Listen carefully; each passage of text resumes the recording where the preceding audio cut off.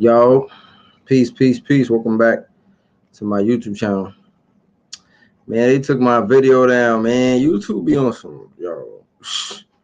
YouTube is crazy.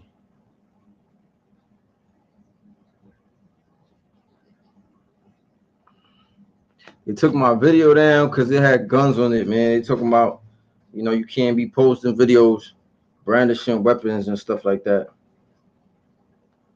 It is what it is, right? The message must still go on. The point of this video was, the point of me making this video is, I know a lot of y'all probably heard about the recent RPT, the RPT gang indictment. Yo, you funny. I don't know. I don't think it was about the song, bro. They YouTube just emailed me, and they said that it was about because I had the video had guns in it, so they took it down. They took down the video because it was guns in the video. So it's crazy. It is what it is, though. But the whole point of this video is that a lot of these young men don't realize how they packing them up. They don't realize how they getting packed up. They're using these indictments. They're getting them up out of here, and it's sad because a lot of times when you grow up in the hood, like, young men view going to jail. They view going to jail as a ways of passage to becoming a man.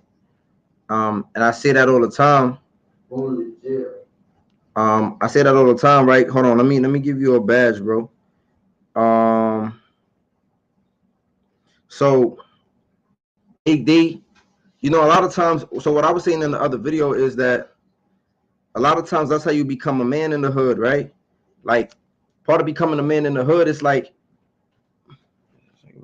part of becoming a man in the hood is like, you grow up, you live in communities where people, you either the hunter or you're the hunted. That's just how shit go, like, because we live in these messed up communities. And I think, like, I was given a story, like, when I moved from wherever I moved, I was in the shelter system at one point. Then I went from the shelter system to the projects. I didn't always grow up in the projects. You feel me? So from the shelter system, they what they did was they ended my video because it had the guns in it. So I went from, for example, a lot of people, when they can't get housing, a lot of people get housing through the shelter or some type of Section 8 or whatever, right? But a lot of times those communities that they put you in is not the best communities, right? It's not the best communities to raise kids in. It's not the best communities for your children to thrive in, right? They don't have the best schools. They don't have the best anything, right? So picture this. Let me just paint a picture for y'all, for the people who don't understand, who don't get it, right? Picture you moving into the projects or moving into a crazy neighborhood because it's usually crime ridden. It's usually somewhere like Brownsville, East New York, South Bronx, Jamaica, Queens. Like, they just be putting people in the worst of the worst neighborhoods, right? Especially if you can't afford to live anywhere else. You know what I'm saying? So when you think about this, right? When you think about, boom, you move into the projects. Your projects is usually controlled by a certain gang, right? They're controlled by somebody. When you move there, you're the new guy. So people are always pressing you when you're the new guy. When you first move to a neighborhood, it never fails, right? If you're a chick moving into a new block, everybody's trying to smash that chick first. Everybody wants to be the first guy who sleeps with that girl when they first move into the projects. And if you're a dude, they either want to jump you, beat you up, or recruit you into their gang. This is just the culture of what goes on when you first move into some of these housing developments, mostly housing developments, right? Or when you move into the hood. When you move into one of them little low-key buildings and back blocks and all of that shit, it'd be a little different. But when you move into concentrated, connected buildings, when you move into projects, that's usually what happens, right? If you're a girl, they're trying to race. Dudes are trying to race with each other to who gonna smash that girl first. And if you're a dude, they trying to recruit you or extort you and beat you up, right? So when you're a young boy growing up, about to become a man, and your parents are telling you shit like, don't let nobody take your shit. Don't let nobody violate you. Don't let nobody disrespect you. I seen kids come home and tell their parents that somebody took their stuff or somebody violated them. And their parents will say shit like, you better go out there and get your shit. I seen mothers, single mothers tell that to their kids because they don't want to raise no punk, right? This is the ideology. A mom says to herself, I can't raise no punk. I don't have no man to teach him how to be a man. So I got to teach him how to be a man. And sometimes our mothers overly, they got to be masculine too. And they tell us, go get your shit for I beat you up or for I spank you or for I give you something to cry about. So that gets instilled in the mind of that young boy. I can't come home and tell my mom certain shit. I can't come home and tell my parents that somebody's picking on me, especially if you don't got no siblings. I can't come home and do that. So a lot of times, this is in the back of these kids' mind. I can't come home. So you become vicious. A lot of times you either become vicious or you fold. You either, some parents don't say that to their kids. Some parents, they just be like, it's okay, honey, whatever. So those kids, sometimes they continue to get their shit taken. They continue to get violated. They continue. So, but then there's a lot of dudes who feel like, nah, I'm gonna fight for my shit. So you go from fighting for your shit. Now, at some point, you might like fighting. You might like the rush that you get from beating people up. And sometimes you if you're the best one with the hands, sometimes you just get recruited into a gang. So what I'm just trying to say is that, like, growing up in the hood, man, is a like this brother said, is a cycle. You know what I'm saying? This shit is a cycle, and it's like it just gets passed down. That's why I don't respect older men who went through it. I don't respect the man who is 30, 40, 50, and you out here still screaming some gang, and you out here still trying to put these kids on, especially after you know that ain't shit in here for them. Especially after you know that you got 2 felonies, you got 3 felonies, you fucked up your life, you crashing from couch to couch, you living off your baby mamas. You know you a bum, homie. The least you could do as a bum is try to tell the young kids to not follow in your footsteps. That's the least thing you could do. The least thing you could do is tell a young man, come on, bro. Like, yo, look at me, bro. I'm fucked up. I'm messed up. I remember this old timer said that shit to me when I was going to trial. He was like, yo, bro, if you did it, he was like, yo, just take the time, bro. He said, if you did it, just take the time, go upstate. He said, don't play with these people, especially if you know you did it. He said, look at me. He said, I play with them. This is what he said to me. He said, look, I play with these people, try to beat them, knowing that I did the crime. He said, bro, they gave me 25 to life. He said, it gave me 25 to life. He was like, look at me. I'm messed up. I'm in a cane. I went blind in one eye. He said, bro, I don't want this to be you. He literally was trying to give me advice. And you know what? I ain't listening to him. I'm like, I ain't listening to this dude. He bugging. I mean, I still copped out. I still took time. I kind of listened, but I really didn't listen. So the whole point of this video and the title, make sure y'all like the video so it can circulate. It was just me trying to say that there's some type of glorifying that goes on in the hood when it comes to jail. I was there. I was one of them young boys that I told my homeboys, I told the homies a week before I got locked up, I kid you not, I had a meeting and I told them I'm gonna go to jail for this shit. That's literally what I told them out of my mouth. I was, not that I was looking forward to it, but I spoke that shit into existence. I literally told them I'm gonna go to jail for this shit, and I ain't scared to go to jail for this shit. And I was trying to amp them up, and as somebody that was leading them and they looked up to, and I really ended up going to jail. So I understand when young boys in the hood and they talk about, like, I can't wait till I get to the island. I can't, like I used to work in a juvenile facility, and some of these dudes didn't want to be in the juvenile facility no more because they thought it was kiddie jail. Even though people protested in New York City to raise the age, right? Because they didn't want these young boys at 16 years old being mixed up with adults. These kids working in the juvenile facility, these kids are sitting there talking about, I want to go to the island because this is kiddie jail. This is what these young boys are saying. They said, this is kiddie jail. I don't want to be here. I want to go to the island. I want to go bang out. I want to go get my stripes. I want to go get my name up. And I'm just looking at them like, wow. I don't judge them because that was me too. I was stupid when I was young. This is why I don't judge the people that show the guns in the video, because social media has become a little crazier now. I feel like if maybe social media was crazy when we was coming up, we probably would have did the same dumb shit. Like I said, like Like I said in my other video, before I went to my trial proceedings, when I first got locked up, I was on the phone talking in crypt codes, telling my mans to get rid of the gun that I used in my crime. I was like on the phone talking to this dude like, yo, I'm using gang code. I'm thinking I'm slick. I'm thinking they're not going to catch me. They don't know what I'm doing. Mind you, when you get on the phone tells you this call may be recorded and monitored. Y'all know, for those of y'all who've been locked up, the phone tells you that they are recording and they are monitoring your phone call. But you know what? I didn't care. I was stupid. I didn't care. I ain't listen. I'm hearing the phone tell me it's being recorded and monitored. And you know what? Me thinking I'm slick, me thinking I'm smarter, I'm sitting on the phone talking in crypt codes, thinking that I'm getting away with some shit. When in reality, when I went to my trial proceedings and the district attorney has to present, because they got to tell you what they're going to present at trial, you know what they did? They presented 2 of my phone calls.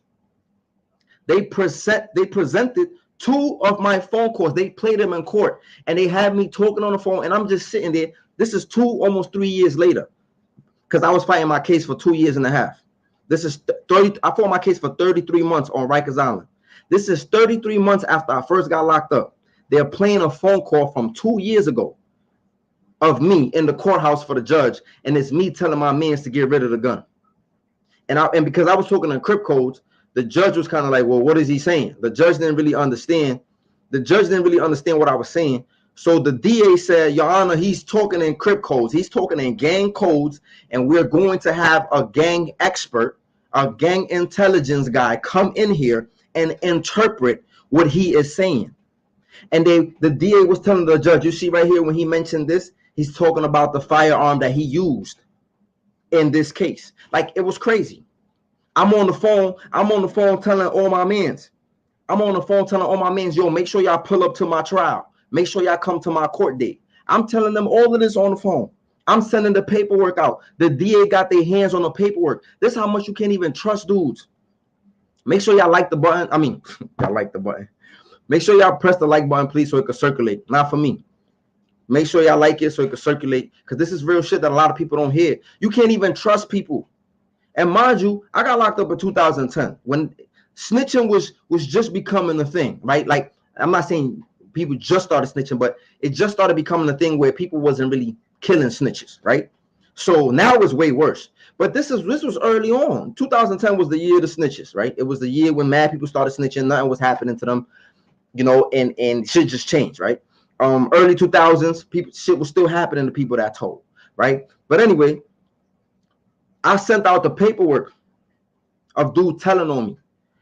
Somebody that I gave that paperwork to gave the paperwork to the dude that told on me, and he gave it to the DA. This is how conniving these motherfuckers is, B. Excuse my language, man. You know, I'm just thinking about that shit, man. This is the crazy shit. You know what I'm saying? This is how crazy these dudes is. You know, gang, right? You think they gang? You think they gang? You giving the gang the paperwork so that this person could be exposed, right? How it's supposed to be. So that this person could be exposed. And you know what they did? People were signing with the rat. They gave him the paperwork. He's already a witness against me. He gave the paperwork to the DA. The DA, now that's like tampering with a witness, because now I'm trying to get him hurt. I'm trying to get him clapped. I'm trying to get him whatever, silenced. I'm trying to get him silenced. Excuse me. I'm trying to get him silenced. I'm tampering with a witness. That's another charge. So sometimes, you know what I'm saying? Sometimes you think this shit, you think some people got your best interest. They don't care, bro. You hear the dude say that shit all the time. He ain't snitch on me. And they go about their business, bro. Mind you, me, I did everything I ever did was for the gang, homie. Everything I ever did was for Crip. Everything I did. That's why this shit in that moment when this shit happened and they turned their back on me, that's why that shit hurt so much. But a lot of dudes not gonna talk about it. That shit just made me realize shit. It just made me realize, man, this shit not what it is, man. They lied to you. They lied to you, bro. They lied to you. I gave up my life. I gave up my youthful years. Bro, I did 7 off of 18. From 18, I missed out everything. I didn't graduate high school. You know what I'm saying? I didn't go on dates. I didn't go to no prom. You know what I'm saying? I didn't make the little small mistakes in the street that you usually make at that age. You know what I'm saying? And then get it together later on. I didn't do none of that. I was sitting in a jail cell for the gang, because I wanted to hold it down for the gang, because I wanted the badge of honor. I wanted the badge of honor. I'm telling you, man, that shit is not it. Shit is not it. But I don't. At the end of the day, people told me that too when I was young, and I had to hold it down. I had to learn for myself, so I get it. That's why I say that about these young dudes. They're gonna have to learn their own lesson, because I had to learn my own lesson. I went to anti-gang rallies. I didn't listen. You think I cared that somebody was talking about people got this much time? I'm thinking I'm slick. I'm thinking about, man, I'm gonna get away from that. I'm gonna get away with that shit. I ain't dumb. They dumb. That's how I was thinking. That's how a lot of these young dudes are thinking. They thinking they not going to follow in the same footsteps of the older generation because they are smarter. Every generation think they smarter than the last generation. Just like the last generation think they smarter than the younger generation. And they was all doing the same shit. The older generation be talking shit about the young dudes getting on drugs, sipping syrup, and popping pills. But the old heads used to smoke crack. They used to snort coke. They used to smoke PCP. They used to do the same shit. It's just different drugs. That's all it is. Y'all did the same shit. So why sit here and talk shit to the young? Why sit here and talk down on them? Why sit here and call the youngins dumb when y'all did the same shit? You're not going to get nowhere like that. You're not going to get your point across. You ain't going to get your point across.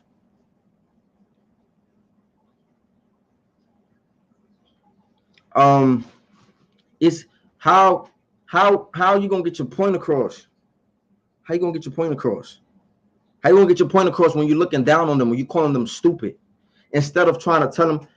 That's why when I work with the young dudes, I don't try to tell them what to do. I don't try to tell them what to do. What I do is this. I tell them, look, man, this is what I did. This is how it went for me. This is how I ended up. I don't try to tell them what to do. Nobody likes to be told what to do. So I tell them, young boys, look, man, this is how loyal I was to my gang. This is what I did. This is my resume. I'm not no square telling you, you know what I'm saying, whatever it is. Because a lot of times these young kids don't respect it when it's coming from a square. Sometimes they do, but a lot of times they don't, because they feel like you can't relate to them. They feel like you can't talk to me about being in the streets when you were staying on the porch. That's exactly how they're gonna look at you. They're gonna be like, yo, bro.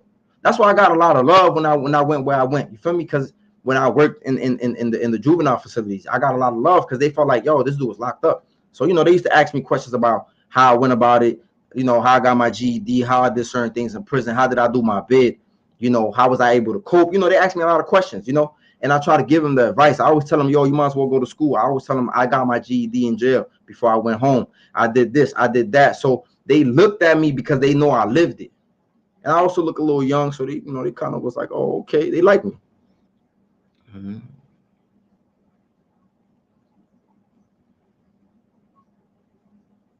Yeah, bro. I said that in my other video. I didn't have the leisure, man. Some dudes, I didn't have to do that. I had to walk past Bloods every day.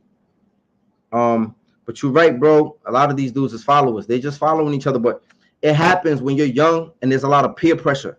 That's what happens. That's what comes with youngness, right? You got to think about it like this. A lot of our young people lose their virginity because they're being peer pressured. They're being peer pressured into having sex. The same way dudes get peer pressured into joining gangs. You know how many times gangs step to dudes and be like, yo, you either gonna join us, or we gonna smoke you, or we gonna extort you, or we gonna violate you. A lot of dudes go to jail and join gangs too. A lot of dudes. And it's crazy because dudes will look at me crazy because I became Muslim in jail. They'll call me soft. They'll say I was scared. They'll say I was under pressure. But you won't call the motherfucker that turned blood in jail because he was under pressure from Bloods. You won't call him soft. That shit is the dumbest shit I ever heard. The dumbest shit. You gonna call me soft because I chose to change my life around. Because I seen that this shit was taking me nowhere. Even though they dropped me because I shot a Crip, right? I shot somebody in my own set and everybody sided with him. I don't got to explain that though. But even though I got dropped, even though I got dropped, right? Whatever. Everybody said whatever. You was crib, you was scared, you turned Muslim, you did this, you did that, whatever. I don't care because I ain't had nothing to prove to nobody. But the whole point is this: I want you to see the ideology of black folks, of our people in our community. I want you to see the ideology. They will literally shit on you.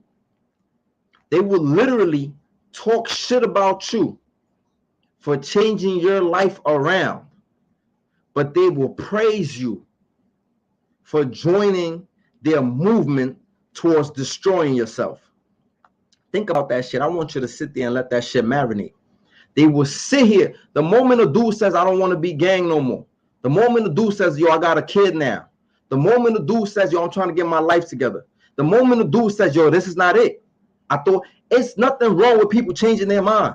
One moment you might think this is it. And maybe you did it at this moment because you wanted to survive and you wanted to be good and you wanted to, you know, and sometimes people join because you forced them. Why are you forcing people to join? You should want people who really want to do this. I used to listen, I never forced nobody to turn Crip.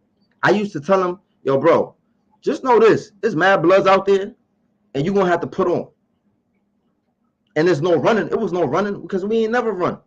Whether you getting jumped, whatever. Dudes used to pull out guns and we ain't never run. And I know y'all probably going to think I'm making this shit up, but that shit is real. Yo, dudes used to pull out guns on us and we ain't run. And we'll be outside the next day looking for whoever pulled out the gun on us. And we didn't have no guns. We didn't have no guns. Like, it was different, bro. We was different. We was different. Like, a lot of my homies would tell you, man, like, we was definitely different, bro. We was crazy. We really believed the old heads. We really believe, you know, in Crip, they got this saying, we don't die, we multiply. We really believe that shit. We really believe niggas couldn't kill us. And excuse my language, I'm just talking in how the shit was, but we really believed that we was not going to die, we was going to multiply. And none of my homies died by the grace of God, right? But we definitely wasn't gunplay like every week. Every week it was some type of gunplay. Every single week. Every single week. And for a long time, we ain't had no guns. That was just dudes shooting at us. You know what I'm saying? No aim. They didn't know what they was doing because they was really scared. They was really scared of the hands because we was beating dudes up. And we was the smaller group. So we was embarrassing dudes. We was making dudes look bad. You know? We believe, you know, that's, to me, that's what makes you a man.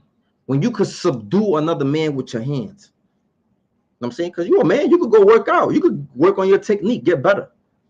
Anybody could go pick up a weapon and shoot somebody. But after a while, when they just kept shooting at us, you're not just going to sit here and people just keep shooting at you. Because now your life is in danger. Now your life is in danger. Shit got real, man. Shit got real fast in a hurry. And we had to do what we had to do to protect ourselves. And I'm not saying we was victims, you know, because we was victims. We was the victimizer. We all victims of this shit going on in the hood. We all victims of trying to survive. We all victims of falling to the trap. We all victims of falling to the trap. All of us, we all victims of falling into this trap, but we can't see it because we are so deep in the game. We so deep in the game. You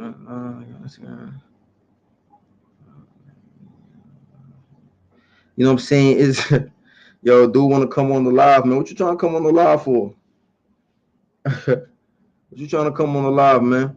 But look, man, like I be trying to say, man, like I did everything. I sacrificed my life for the gang, man. The gang ain't do shit for me. And I be trying to tell these dudes, but they're not gonna get it. They gotta go through this shit themselves. They gotta go through this shit themselves. So I ain't mad at them because I didn't listen myself. I ain't listen to nobody. Nobody was telling me shit. I think I was listening to some old head. I was saying the same shit about them. I was out here in the streets chasing older dudes. My mans and them will tell you. We was chasing grown-ass men. Grown-ass men. You know what I'm saying? We felt good about ourselves. We teenagers. We teenagers. These grown-ass men talking to us, talking about they was going to do this, talking about they was going to do that. We was like, oh, word? Oh, word? They didn't know what type of time we was on. See, because one of the things that the older dudes didn't understand at the time is that, yo, bro, some of y'all already been to jail. We never been to jail. A lot of us never been to jail, you know, back then. Some of them had kids. Some of them had shit to lose. We was teenagers with nothing to lose. Nothing and everything to gain. You can't be fucking with kids like that. That's why you got to be smart how you talk to these kids. And this is why I be trying to tell some of these dudes. Y'all be sitting there trying to talk to these young boys however y'all want to talk to them, they got everything to gain and nothing to lose. Nothing to lose. Why you think they going out there? They getting caught broad daylight. We used to do that too. The only stupid shit that we didn't do, we try to be smart. We wasn't, I mean, again, it was a different time. Everybody wasn't recording everything. There wasn't a lot of cameras. So things was a little different. But nowadays, these dudes don't care. They getting caught in the cameras. They just don't care because they got everything to gain. Like I said, it's a road to passage to manhood to go through the jail system. And this is how you lose a lot of people. This is how you bury people alive. A lot of these kids is getting crazy time. They gave my man 50 years. From 15, he was locked up at 15 years old, maybe 16. And he got 50 years. Bro, you think I missed something? You think I missed prom and dates and dating and making little small mistakes and going to college and doing all of those things? I probably wasn't going to go to college. That's why I don't really feel as bad as I do, because God did this for a reason. Everything happens for a reason. And I think if I probably didn't go to prison, I'd probably be dead. You know what I'm saying? Because I don't think I would have got it in the street.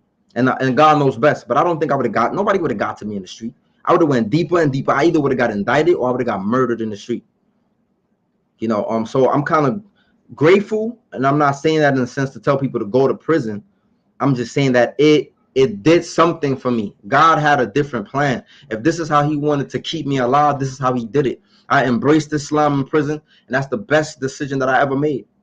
The best decision that I ever made. It helped me see things.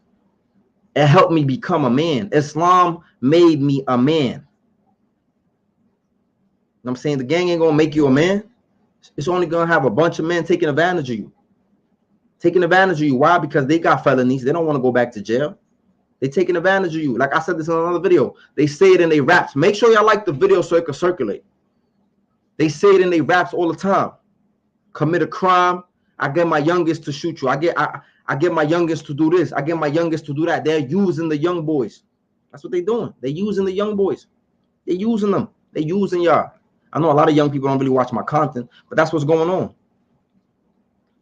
Yeah, man, young and old did bad. And now the older heads, they come home, they be bitter because somebody wasted their life.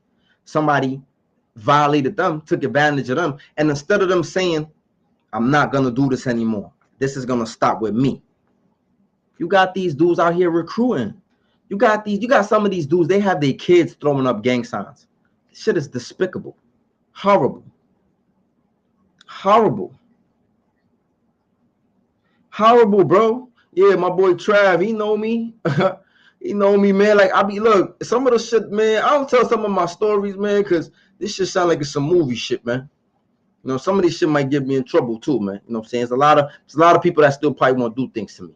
So by the grace of God, I'm alive, I'm well. You know, I'm not trying to refresh nobody's memory. I'm not trying to restart no beef. Whatever happened, happened. I done seen people that jumped me and I let it go. You know, it was a little hard in the few seconds, right? But I had to let certain shit go. That was when we was both living in ignorance. You know what I'm saying? So you got to let certain shit go. You know, T.I. says some shit and live your life. He says, some move away to make a way, not move away because they afraid. I brought back to the hood and all you ever did was take away. You know, that was some real shit. He says, some move away to make a way, not move away because they afraid. You know, real shit, man. Real shit. It's real shit, man. Real life. And that's what a real man is, man. And that's why I respect the man who takes accountability for his actions. You know what I'm saying? At one point, I used to blame the system, but I got involved with this. I get it. I lived in a fucked up neighborhood. All of that shit did contribute to it. But I didn't have to. I wasn't forced. But I did what I felt like maybe it was the right thing. Or maybe I was peer pressure too, right? It was peer pressure too. But after realizing how this shit is, you got to be able to want to do better for the kids. You got to. You got to. You're going to have children. Your children are going to have to be growing up in this world. And somebody going to try to take advantage of them the same way you're trying to take advantage of somebody else's kids by recruiting them into your organization of destruction. So I just got to be real, man. It is what it is. Some people are not going to hear it. And like I said, maybe there is some kids out there who going to listen and going to be like, nah, let me sit my ass down. Let me sit my ass down. It's going to be a few, because I get a few young men that write me and they be like, yo, I appreciate your videos, bro. And that's why I do it for. You know what I'm saying? That's why I do it for. But a lot of brothers are going to have to go to jail. They're going to have to sit there. They're going to have to realize. They're going to have to see it for themselves. You ain't got no homies. They're going to forget about you within 4 weeks. Some might still be there probably like 3 months. They're going to forget about you. Your girl going to forget about you too. She might start sleeping with your mans, with your right-hand mans in the town. You know what I'm saying? I'm telling you, man, this is how this shit go. The commissary shit start to dry up. You stop getting visits. You stop getting money sent your way. I'm telling you, man, a lot of dudes already don't have people to take care of them while they're in jail. Some dudes was taking care of their families. Now that you going to jail, your family got to struggle. Like, these are the things that people don't think about. This is the shit that people don't think about when they do shit, man. You got to think about the people that depend on you. You got to think about the people that depend on you. A lot of times we don't be thinking, like I said, a lot of these young boys, they don't got shit to lose. They young. Some of them got kids, but some of them don't even care. They kids themselves in the mind. So you can't be sitting here beefing with these young boys. I'll be telling people all the time, I was a young boy. You didn't want to beef with me when I was young. I'm saying, like, it was crazy, man. He says murder in the air, definitely. Murder definitely in the air, and that rat and that music. But yo, it was gangster music back then too. And this is what I try to say. Like, I ain't gonna hold you, man. I used to put some 50 Cent on, and I was the biggest gangster. I tell people all the time, 50 Cent gave me my gangster. Cause me, I ride by and blow your brains out. Sure. Nobody can stop it. Like, yo, this is the shit I was listening to. He used to say shit, I'll do what I gotta do. I don't care if I get caught. He said the DA could fucking play this tape in court. I kill you. I ain't playing. You saying shit like that in the music. The music was crazy back then too. The music was crazy back then too. It's a little different now. Now they're bragging about the shit that they're doing. But back then they were saying shit too. 50 Cent was saying mad shit. He was saying mad shit, bro.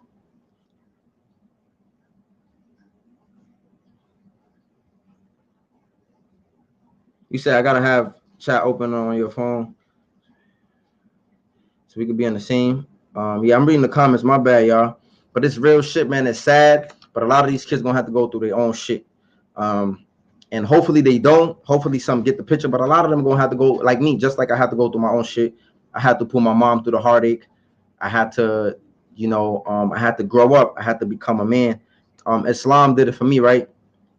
Islam taught me I couldn't be impulsive. I couldn't just, growing up in the hood, growing up in the block, we so used to when somebody look at you a certain way, what the fuck you looking at? We're so used to that. We grew up like that.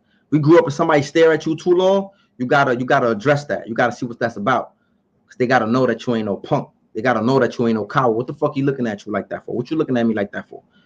I'm saying Islam told me you ain't gotta do that. You know what I'm saying? Islam taught me like you could get into an argument with somebody, you ain't gotta punch nobody in the face. Somebody could say some verbally disrespectful shit. I don't gotta punch you in the face. Islam taught me that. It taught me I cannot be a transgressor. For example, by transgressor, it means if you slap me, I can't turn around and stab you because then I will be transgressing. So Islam taught me discipline. It taught me principles. It taught me it's not okay for you just because somebody looked at you a certain way that you gotta step to them, or because somebody might have verbally abused you or harmed you that you can punch them, strike them. It taught me these things, and I had to grapple with them. I had to have self-discipline. I had to contain myself when I wanted to revert to some of the things that I know. When people used to run their mouth and say, oh, he was scared, that's why he turned Muslim. That shit used to be burning me up inside because it was dudes that I know, bro. It was dudes that I knew I will break you. It was dudes that I knew, like you can't even take what I got for you. Dudes like the gossip. Jail, one of the things that you need to stop, you don't do in jail is gossip. But there's always dudes that be gossiping and running their mouth. It's always dudes that's all in the Kool-Aid. It's always dudes that's getting their jaw broke or getting clapped. Clapped is like shot cut. It's always dudes that's getting into something because they run their mouth. And that's why they always tell people, mind your business. You know what I'm saying? Like, a lot of dudes be sleeping on people, man. Like, they sleep on me now, right? I mean, I ain't doing nothing. But people have, even when I was in college, people be like looking at my face and they'd be like, man, you don't look like the type to do all those things that, they say you did or you say you did. Like, because it is what it is, right? People sleep on people. But that's some real shit, man. I had to contain myself. I had to tell myself, bro, chill, Vic. You can't do it to him. You know what I'm saying? You can't do it to him. You can't do that. So I had to calm down.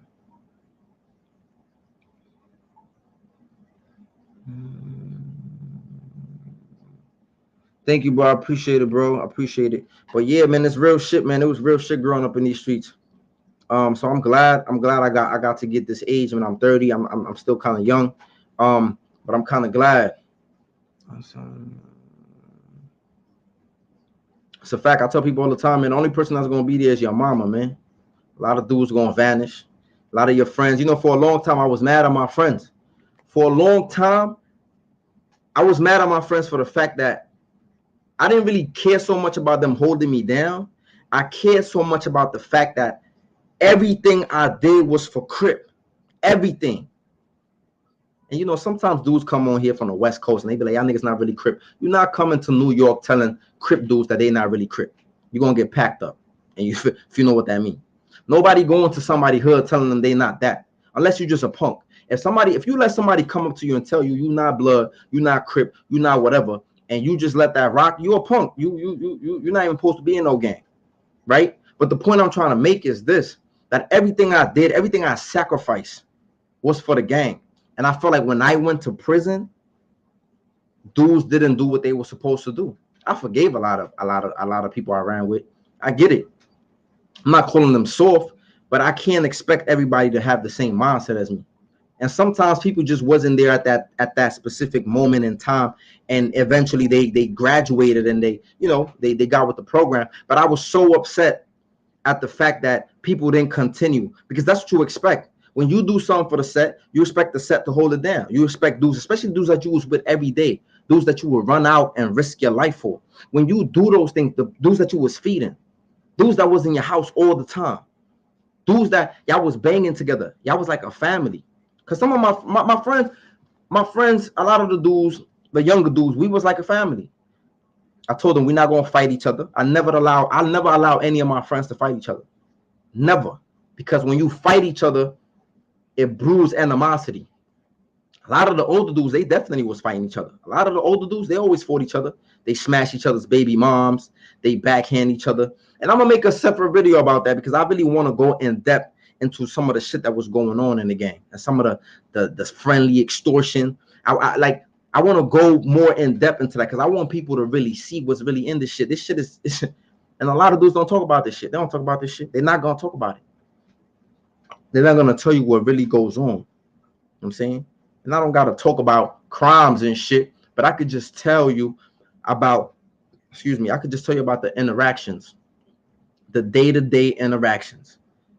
You know what I'm saying? And the foul shit that people was doing to each other. And maybe it was just my gang. Maybe some other people out there can't relate to what I'm going to say. But maybe there is some people who going to be able to relate to a lot of the backdoor shit that was going on. A lot of the sneak smashing my baby mom, sneak trying to talk to my girl, sneak trying to do this, trying to do that, trying to line me up, trying to set me up. Like all of that stuff that goes on. All of that shit that goes on, man. Look, hit the like button, man. Hit the like button. Hit the like button. I'm just sitting here trying to give you out the facts that a lot of men not going to tell you. A lot of people not going to speak on certain shit. Yeah, everybody got a gun. It's crazy. Sometimes you need a gun, bro. Sometimes it's not even that people want to get a gun. Sometimes people just live in crazy neighborhoods where everybody else got a gun. What you supposed to do? If you live, you know what's so crazy? You know what I think? You know what I think is the craziest shit? I think it's crazy how you can't get a bulletproof vest. The police can't even really protect you from getting shot, but they won't even allow you to get a bulletproof vest to try to like protect your vital organs. It's against the law to have a bulletproof vest. That shit don't make no sense. I could understand you don't want nobody to have a gun, cool, but you not letting nobody get a bulletproof vest. That shit is just the dumbest shit ever. It's dumb, bro. You're not protecting the people. You're not protecting the people. You're not protecting the people.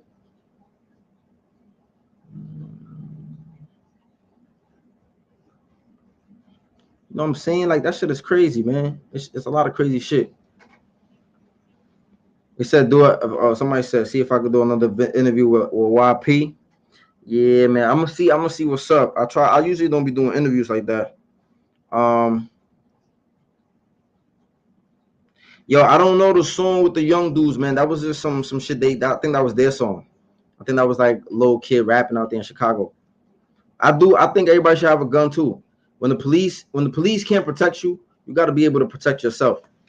And I say that as a man that is supposed to be the protector of your family and you're supposed to be the caretaker, right? I think you should be able to protect your family, especially if you live in neighborhoods where the police can't do shit for you. Especially if you live in neighborhoods that are impoverished and people is high in crime, people are robbing people, people are killing people, people are doing certain things. I think, yeah, people have the right to be able to defend themselves, and that's just my opinion. But I think it's only right. I think when the government, like Malcolm X said, when the government can't protect you, when the government can't ensure your protection, then you have the right to be able to protect yourself. Um, you say you can get a vest? You lying, bro. Since when you get a vest, bro? What's you in New York, bro? Or you capping right now?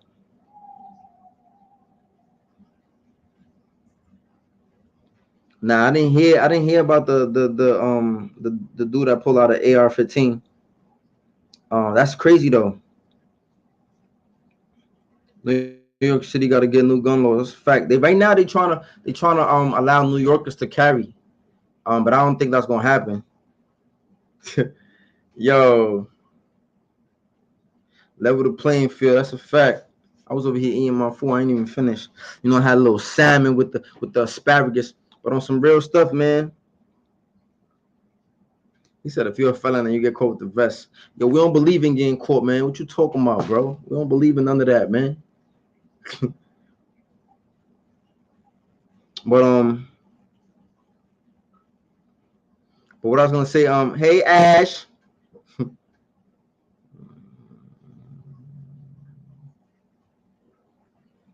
bro, it's always like that, bro. Safety is the biggest illusion. Let me tell you something. This is why I don't say fuck the police, right? Cause I ain't gonna lie, yo, if I told y'all some of the crazy stories that I've been through, man, yo, shit was a war zone, bro. I was Crip. It was hard, man. It was hard being Crip. It was fun though. You know what I'm saying? But it was hard. It was hard, man. You know what I'm saying? It was hard. It was hard and fun. And I say fun because it was like when you was doing that shit. Yeah, I remember Kaz. I do. Yeah, Kaz is a cool dude. I like Kaz. Kaz is cool. But like when you was out here, man, when you was out here putting in that work, man, you know, it was fun, man. I don't even want to talk about it because I don't want to make it seem like I'm glorifying it. But it was on some young shit, you know, some young dumb shit. You want adrenaline. You like the excitement. Young people like excitement. They like that shit. You see that shit with their new dances. It's a lot of energy. They're like jumping around, hopping around. They getting sturdy. You know what I'm saying? It's a lot of energy. A lot of young kids got a lot of energy. So they look for outlets, whether it's sports, but I play sports. This is what I'm trying to tell you. It don't matter what you do. Sometimes I play sports. My mother always made sure I was in sports, but I still went the route that I was going to go because I had to make my own mistakes. And that's what happens in life. As humans, we got to make our own mistakes. And it's sad that some of these kids are going to make mistakes that is going to cost them 50 years of their life in the penitentiary, buried alive. That's burying somebody alive. Can you imagine that? Getting a 50-year bid, 30 years, 40 years, and you was a teenager? You're going to miss everything. And don't let you be a virgin when you court your case. Not trying to promote illicit sex, but don't let you be a virgin when you court your case because you might be going up with some booty in there. Just keeping it real. I'm just keeping it real. A lot of these dudes, you think these dudes are getting married? They might get married to some ugly fat chick or some ugly chick or that they meet through one of them pen pal services. But imagine, can you imagine being a teenager, 15 years old, and getting 40? What you gonna come home to? A lot of these dudes, by the time they get home, they don't got nothing to do. Nothing. They end up homeless. A lot of times. Not all of them. Some people get degrees, some people do certain things, but they started removing colleges out of prison too. It's a setup. My son said this. He said this shit is all a setup. They let you get your bread up. Next thing, what he said? He said next thing you taking that ride with the greens getting the setup. Like, or he said some shit like that. But that's the point. This shit is all a setup. I'm saying next thing you know, you're taking a trip upstate. Somebody looking in your butt cheeks. This is what you want? You want somebody looking in your ass. This is what you want? Thank you. I appreciate it, sister. This is my good sister right here. She always come through and show love. I appreciate you. Appreciate you. know what I'm saying? Shit is crazy, man. I met some good people, man. A lot of people didn't know what they was doing. Let me tell you something. She said it was fun. Nah, it was fun for us. You know, it was a sport. Gangbanging was a sport, man. So I listen. I definitely understand these young boys out here when they be talking that shit, because I was young too. I was young, and I know the adrenaline. I know the adrenaline of holding weapons. I know the adrenaline of going to put in work, especially when you feel like somebody did something wrong to you. I know the adrenaline. And don't get me wrong. I don't want to make that shit look like it's cool, because it's not cool. There's a lot of scary nights in the street. There's a lot of nights not knowing if it's going to be your last. That's why every time we made it home, we celebrated. We got drunk. We smoked. Every time we was always together. We was always celebrating when we got away from shit. All the time. All the time we celebrated that we made it, because we never knew when it was going to. When I tell you every week we got into gun drama, I shit you not. A lot of people can't even talk about some of that shit. Like, a lot of us is severely traumatized. I know I might seem like I got it all together, but I really don't. I really don't, because I didn't, none of my friends died. God, thank God. But I seen a lot of shit, man. That shit was not fun. When people shooting at you, you might laugh it off after you survive. You be like, yo, the motherfuckers didn't know how to shoot, man. You might, but in that moment where somebody could take your life, that shit is not fun. In that moment where you running, bullets might graze you, or sometimes some people get hit. In those moments, that shit is not fun. In those moments, I used to see some people, man, when they were sober. This is why a lot of people drink. This is why a lot of people pop pills. This is why a lot of people smoke. This is why a lot of people do certain things, because their nerves be acting up. Little Dirk said this one time. He said damn near all his homies that got killed, they were high when they got killed. See, because when you get high, it lowers your awareness.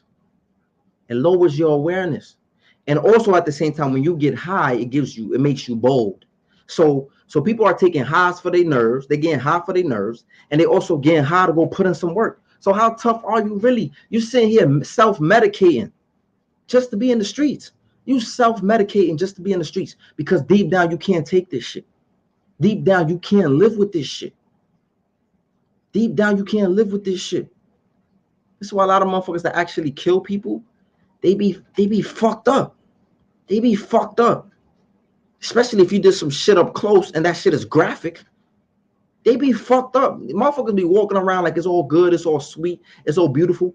If people from the army be fucked up coming back from war, what you think is happening to people in the streets? What you think is happening to people out here that is witnessing somebody get their taco knocked off, or been shot, or experience certain things, or seen somebody die? Like, what you think they going through? If somebody from war can come home and get on drugs and be fucked up at a higher level, what you think is happening on the lower level of people that lost a lot of friends? What you think is happening, man? It's real shit. I ain't gonna hold you, man. Every time, and it's funny because he said police don't save gang members. A couple of times, whether they admit it or not, they done save gang members. That's a fact. And I say that shit all the time. Like, a lot of dudes be trying to act, they be talking this fuck the police. I don't never say fuck the police. I mean, I do say fuck the police sometimes, but I'm also realistic. Because there was a lot. I'm not gonna hold you. It seems like every time I went out there to do a crime, the police was always around. The motherfuckers was always around. Every time I was trying to do something to somebody, the police was always around for some reason. But every time somebody tried to do something to me, the motherfuckers was never around. They was never around. Like, I'm like, yo, the fuck is going on? Where the police at? Shit is crazy. You know what I'm saying?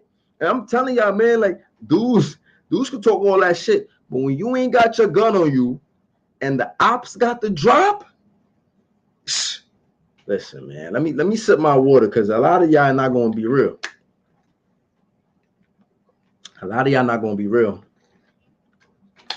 Bro, I got some crazy stories, bro. This shit was like some Warriors movie shit. It was a little worse than Warriors, because but yo, when I think back on certain shit, man, I just be like, yo, how we, like, yo, and a lot of my homies went to jail. We all went to jail, man. All the people from my age group, we went to jail, bro. We got locked up. But you know what? In a lot of ways, I was the sacrificial lamb, me and a few others, because other people in the gang got to see that and they went on a different path. Even though at first I called them suckers, right? At first I was like, oh, now y'all want to go to college, now y'all want to change your life around. But I feel like I was hurt because I damaged my life. I feel like I sacrificed my life for the gang and for us because I cared about protecting my friends and my brothers and my comrades, my co-workers, because this is what I said, gangs is like a job, right? Those are my co-workers. I cared about taking care of my co-workers. And I felt like when I got locked up, people start to change. They start to switch up. They want to go to college now. They don't want to gangbang. They know this shit is real. You know, people getting shot. The set is having beef with the set. You know, a lot of other dudes going to get shot. They, you know, they really didn't know what they really signed up for. I feel like I kind of understood. I feel like I understood for the most part. And I feel like I was mad. I was upset that a lot of people wanted to switch up. But looking back on it now, I feel like that was part of my purpose too. Part of my purpose was to, you know, go down, get the time that I got. Then a few of my other homies got locked up, and then the other ones just kind of like got their shit together. And if you could live life through me, if you could see me go down the route and be like, you know what, I don't want to be like Vic, and then move on, I can't be mad at you, because I think part of me being mad was replicating that cycle of not trying to let people change. And I think that's a very toxic cycle in our communities when other people don't want to let you change. You know what I'm saying? When other people, I'm from uptown. I mean, I'm from the South Bronx, but I grew up uptown. And I'm always gonna rep the Bronx. You know what I'm saying? Even if I don't live there, I'm always, you know, BX Borough. You know what I'm saying? So yeah, fast life, man. Fast life is crazy. But like I was trying to say, like I'm glad that some brothers got their life, you know, they changed their life around. They never experienced jail. I'm not mad at them. At first, I was mad at them, but I can't hold those grudges. You know, I can't hold those grudges. You got to be real at some point. You gotta be like, you gotta let people change. And I think that's one of the biggest problems that I have when men realize they don't want to be a part of something anymore. I think the gangs should let them go. All of this till death, like you can't be forcing people to be in your gang is what forces people to snitch. It's what forces people to do shady shit. It's what forces people to backdoor you. Why would you want those people around that don't want to be part of the gang? Why would you want to keep these people around who don't want to be a part of that lifestyle no more? The only thing you're doing is setting up your organization for failure. You're setting up your organization for these dudes to be informants, to be snitches, to be cooperating against you because they don't want to be a part of this. So when a lot of times dudes feel compelled, when a lot of times these dudes feel like they're being forced into this, they don't want to, they a lot of times those are the first dudes to snitch. Sometimes it's the fake tough guys too. Don't get me wrong. The super macho, I would never tell. Those motherfuckers tell too. Just like the homo thugs, right? That's what they call them in jail. You know what I'm saying? The machos in jail, the ones that be acting that they don't like gays and fuck gays and this and that. And they be going into them boys low key. The homo thugs, right? They be the strongest, toughest motherfuckers in jail, but they be going into them boys. It's the same way with in the snitch game. It'd be the toughest motherfucker that be talking about I hate snitches, snitches this, snitches that, and they tell. And they tell, man. It happens all the time. You said a lot. I gotta be real, man. Some women are ugly, but hey, when you in prison, shit, nobody ugly. I'm gonna tell you this on some real shit. Serving time will have you looking at the ugliest girl. When you've been in there for a long time, listen, some of the COs, I've been in there. I've been in there, man. I'm probably gonna make a video. Matter of fact, I'm gonna make a separate video on this. Sure, because it's crazy. Some of them COs, when you've been in there long enough, man, they start looking like Beyonce. I'm telling you right now. You know what I'm saying? They start looking like Beyonce. Shout outs to Naima again, man. I appreciate you. Definitely appreciate you, sister. You always come through. You always support. And shout out to everybody in the chat, commenting. Shout out to everybody who liking the video. Make sure y'all like the video so it can circulate. I don't really care about the likes personally, but I care about my message getting out there. I care about, you know, people hearing certain shit, man, and you know, just trying to help people. Even if it's kids, even if it's a grown ass man that's still banging, man. Make your life, man. If you can move away, run away. I tell people all the time, like T.I. said, some move away to make a way, not move away because they're afraid. You know what I'm saying? You gotta get up out of there, man. You gotta get up out of there. Like, you got to do what you got to do. I don't believe in jail reform. I think jail reform is only gonna make people still go to jail. I think people gotta learn, man. People just gotta learn. People just gotta learn. People just gotta learn. If it was up to me, shit, there wouldn't be no reform. If you kill somebody, we'll kill you. If you rape somebody, we'll kill you too.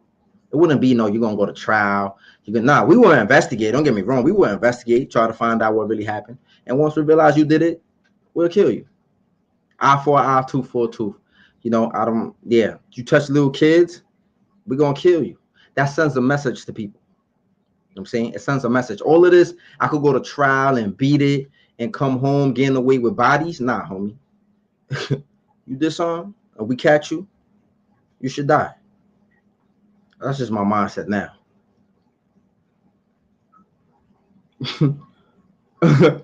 Yo, that's crazy, man. It's real shit. Dudes get live sentences and be a virgin. Can you imagine that, bro? You're gonna go into some booty up there, man. I know that. I don't mean to laugh, but you're gonna go into some booty. Facts. You know what I'm talking about? My son said that. He said your girl giving her your head up. Facts, bro. Shit is crazy. Yo, this is crazy. Why would you even ask this question? Yo, this dude, bro. Yo, why you worrying about how far you gotta spread your cheeks, bro? They gotta see your butthole, bro.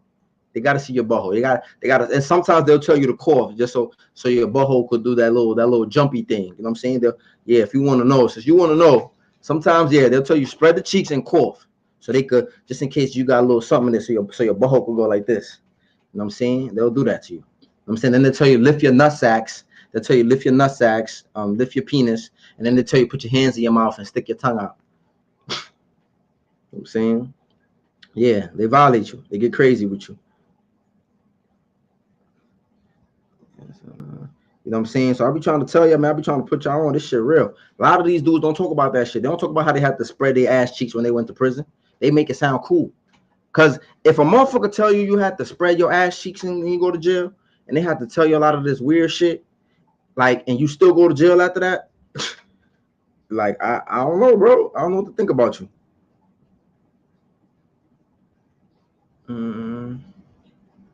Yeah, the motherfuckers that don't take drugs to go kill, those is from real psychopaths. I'm telling you right now. Word, look at Chief Keef. Chief Keef got up out of there. Prime example. His own gang, whatever, he didn't pay bail or he didn't try to help out. And I get it, because once you're in the gang, people expect you to help out. If you can't do it, say you can't do it. But allegedly, he was telling them he was going to do it, and he didn't do it, and that created beef. And look, his own gang, bro, they broke into his crib, stole diapers, detergent. Like, yo, bro, I'm telling you, man, dudes will backdoor you. Bro, that's a fact, Green. It's crazy out here, but like I say all the time, the old heads was doing shit too, bro. They was smoking angel dust and going out there to commit homicides, bro. A lot of dudes was waking up in the precinct. You know how the Mexicans get mad drunk and they wake up in the precinct and they don't know what happened? Black people was doing that shit too, but they wasn't getting drunk. They was fucking smoking angel dust, going out there shooting shit up, and then they'll probably wake up locked up or wake up. So if they got away, they wanted for murder. Like, a lot of older dudes was doing that shit too, bro. They was doing drugs to go on drills. Facts. PTSD. It's the culture, man. The culture is crazy. So I be trying to tell people, excuse me. So sometimes I be trying to tell people, man, like, we gotta let people change, man. When people want to be better and they want to change their life around, let them change. Stop trying to hold them to this shit. And if you old enough and you know better, and you got used and abused like me by older grown men that led you the wrong way, don't be like that, man. We got to stop the cycle with us. Come on, man. Don't sit here and make them kids join and tell them to join the gang when you know this shit ain't got nothing good, man. Come on, man. And stop romanticizing these gangs too. I be telling y'all all the time. Yeah, dude, God definitely protect people in jail, man. God sent me to jail to protect me. I ain't gonna hold you. Violence is in it, man. I think violence is in it. Every man, just like every man could become vicious. Every man is gonna, if any creature that gets cornered is going to attack, right? That's just I think that's a law of human nature. When you could corner a rat and the rat is gonna attack. You could corner, you could corner the weakest animal and it's going to attack. That's just how it is. College is cool. College is cool. College definitely gave me a different perspective. Yeah, God definitely be protecting a lot of people, man. Some people just live in the hood. Some people just sleep in the hood, man. And I think that's the best thing. If you live in the hood, don't hang out in the hood. Don't hang out on no corners. People don't really hang out on corners today. But I tell people that shit all the time. If you live in the hood, don't even sit around in the hood. There's nothing good in the hood. If you live in the hood, travel, leave. Don't fraternize in the hood. Just go home to sleep. Don't be around when shit going down. Don't. That's how you get into shit. Just standing around, looking around, hanging out. It's crazy that it got to be that way, but I guarantee you'll thank me later. Don't even hang out in the hood because you don't even got to be the target. You don't know what people are doing. You don't know if they're wanted. You don't know if your block got beef. You don't know what's going on. You know what I'm saying? You don't know what's going on. So sometimes the best thing to do is just sleep in the hood. And that's what's up, man. Congrats, man. You just graduated. That's what's up. College is a tool. It is a scam. It is, but it's better than sitting in the hood. I'm not telling people go to college in the sense of I'm telling people go to college to be exposed to different things. A lot of people in the hood is not exposed to shit. You're only exposed to violence. You're only exposed to a destructive culture. You're only exposed to baby mamas, baby daddy drama. You're only exposed to a whole bunch of different shit. But when you go to college, it expands your mind. You don't got to graduate. A lot of people that became wealthy went to college. At least stepping foot on a university will expand your mind. And this is what I try to tell people. So college, it is a scam, but college will definitely give you some insight that you're not going to get in the hood.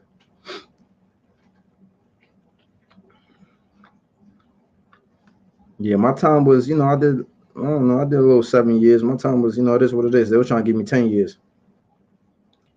Yeah, God definitely put you on timeout. He make you sit your ass down. And that's what happened to me.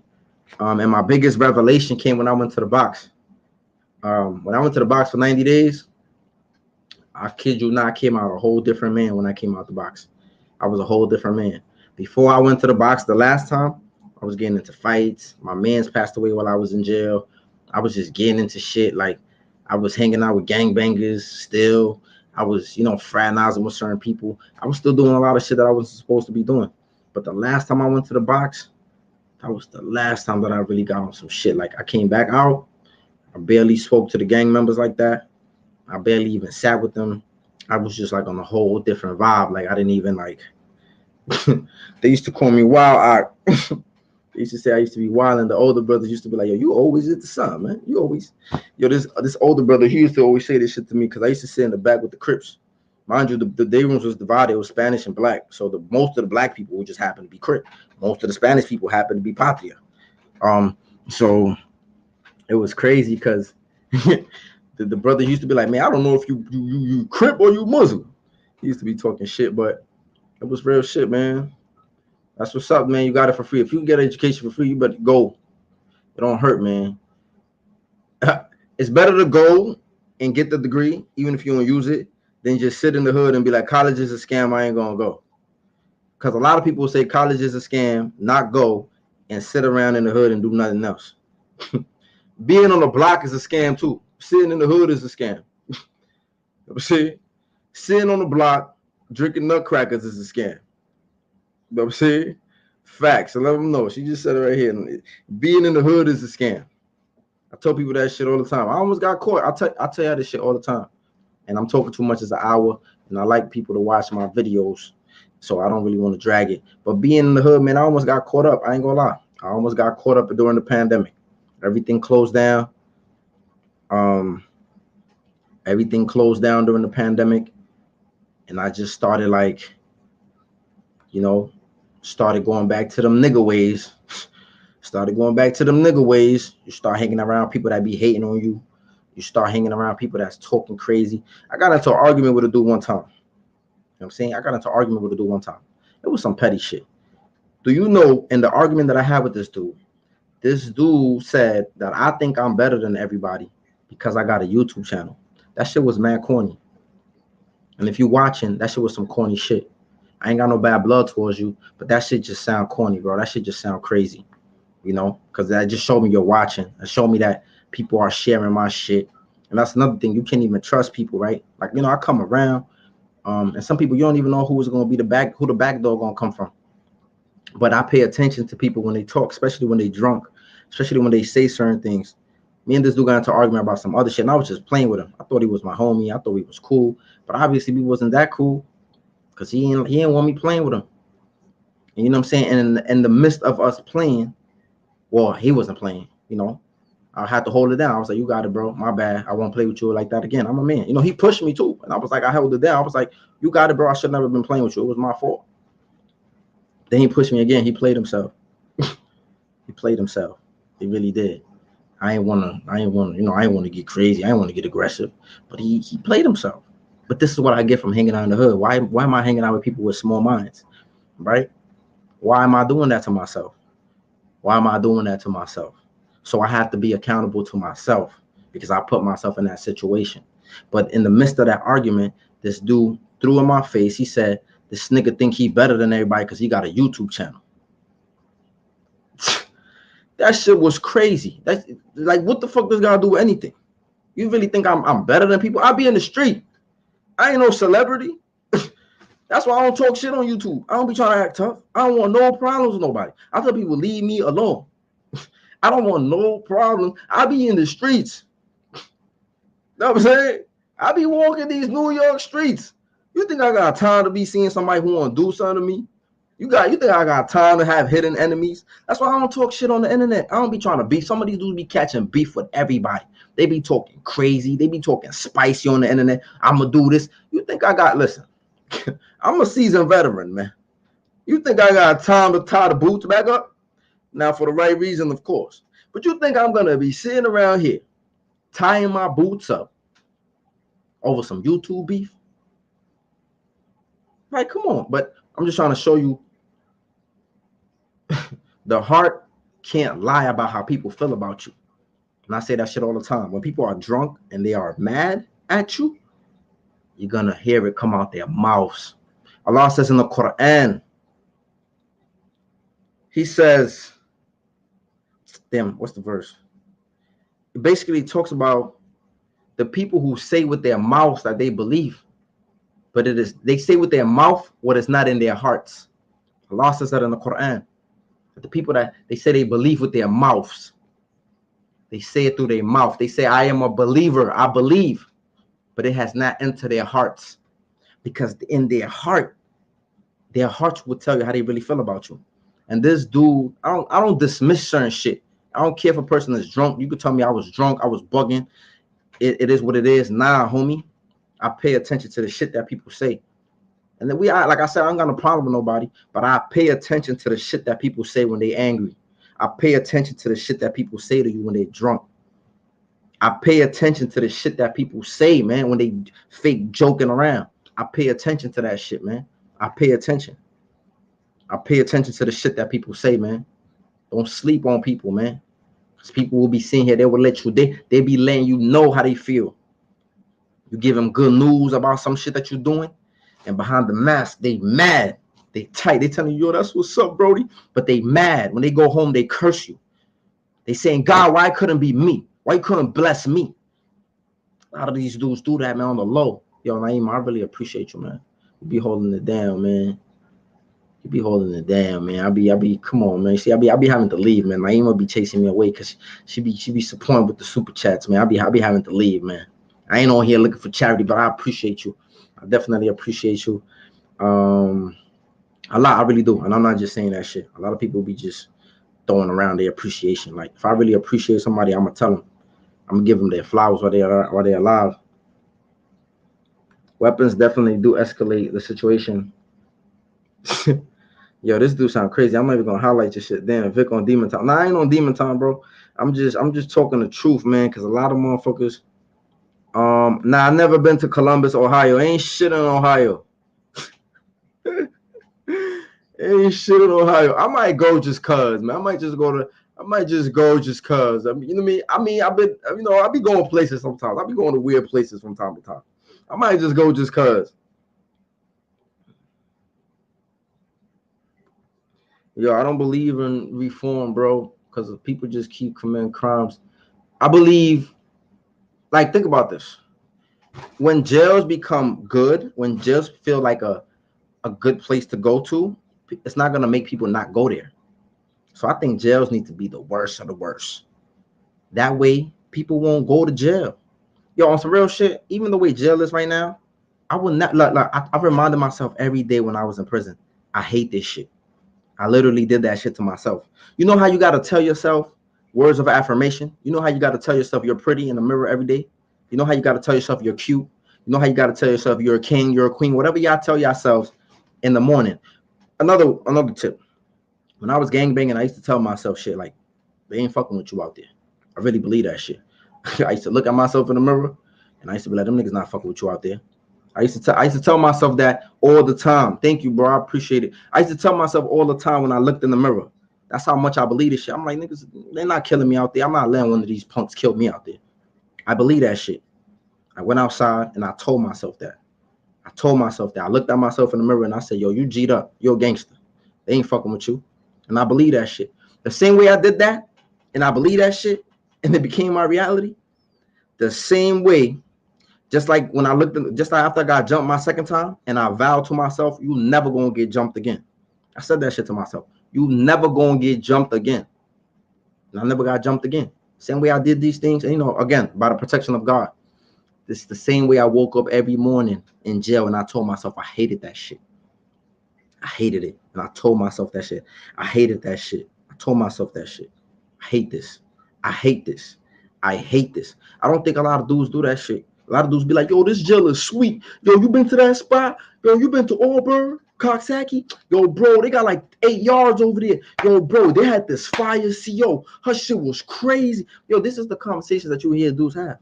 Yo, they had the stoves. They had bro, the weights in the gym was crazy. Yo, bro, they used to let, this is how dudes used to be talking about prison. And I used to be looking at these dudes like they crazy. I would never sit here and say jail was cool. It's crazy. Law Abiding Citizen. You seen the movie with Jamie Foxx? Law Abiding Citizen was a good movie. But like I was saying, I'm trying to keep up with the comments. I'm sorry, y'all. Truth, I appreciate it, man. I definitely appreciate the people who be donating. I'm definitely trying to expand my trying to get some new gadgets. I already got a few little things. It's crazy that y'all ain't get to see my Miami vlog. It's crazy, man. It's just crazy. It's just crazy. But I'm thinking about going back to the Yams and getting y'all a vlog. It's not gonna be like the one I had last time. But I'm thinking about it. So I'll do YouTube. Yo, he said tell the dude YouTube registration is free. Yo, on some real shit though. On some real shit, Somali. What he said? I'm Somali. I believe Dominicans are blacks. Facts. Yo, bro, I don't even want to get into that. The whole point of this, everybody's coming. I had a video and I was talking about this with my mans yesterday because I watched a documentary on the Somalis, right, in Minnesota. Because I've been to Minnesota, by the way. You know what I'm saying? Shout out to Minneapolis. So I know a few Somali people, and I was watching the video and how the Somalis are getting into the gangs. I've been to that little area over there, Cedar Ave, I think, or Cedar something. I don't know, I forgot. But I lost my Minnesota vlog too. I had a Minnesota vlog that I was gonna show y'all. I lost it because I lost my phone in Texas. Before that, my phone got messed up in Miami. So it's just been crazy, man. It's just been crazy. I didn't have insurance in Miami, so I had to pay like full price for a phone. It was crazy. But I got insurance that time. After I got my phone in Miami, I got insurance in Miami. And then when I went to Houston, I lost my phone this time. I was riding some motorcycles in Houston, lost my phone. This time I had insurance, so I only had to pay like $175. But yeah, man, travel, man. If you could travel, get out there, man. Have fun, man. Get outside the neighborhood, just see different things. But yeah, a lot of dudes definitely do projecting, bro. They act like I'm some rich motherfucker of YouTube. What I'm trying to do is one time a dude called me a preacher. He tried to say that I was some dude when I was in the hood. He tried to tell me I was soft because I'd be like, that nigga just be preaching on YouTube. Yo, so I'm telling you, hanging out in the hood is no good. Here is a man trying to change his life around. And I'm telling you, these dudes in the hood almost had me on some nigga time. You know what I'm saying? He almost had me on some nigga time. You got to understand something. One thing I try to tell people, you know, that shit is a real saying. You know what I'm saying? You can move a nigga out the hood, but you can't move the nigga out of him. You know what I'm saying? And especially if you lived through certain things, if you've been in the streets, if you did things to people, if you was a soldier, right? If you was a soldier in the street, you don't forget how to do certain shit. You don't just forget that you live life a certain way. You don't forget that shit. You don't just, people be thinking you just change your life around and you just forget how to do certain things. You don't forget certain shit. You don't forget how to move on people. You don't forget how to scheme on people. You don't forget how to plot. You don't forget how to make plans. You don't forget how to do some of that shit. So when you start to frequent the hood a lot, and you start to get familiar and come back to a thing that you used to being familiar with, that you know, it's easy to fall back into those traps. It's easy. It's easy, man. It's easy, man. That shit was crazy. So when he said that shit to me, I was like, wow, this nigga was talking about my YouTube. My other mans and them was there too, and they was like, yo, what the fuck was that about? I was like, bro, I don't know, but I'm glad they told me that. You know what I'm saying? She said, one thing about me, I'm gonna let you have an argument. Yeah, sometimes you gotta let dudes have an argument. Sometimes you can't. I mean, I do let a lot of dudes get arguments. I'll be chilling. Yo, nigga think you better than us. Cut. Yo, that's a fact, bro.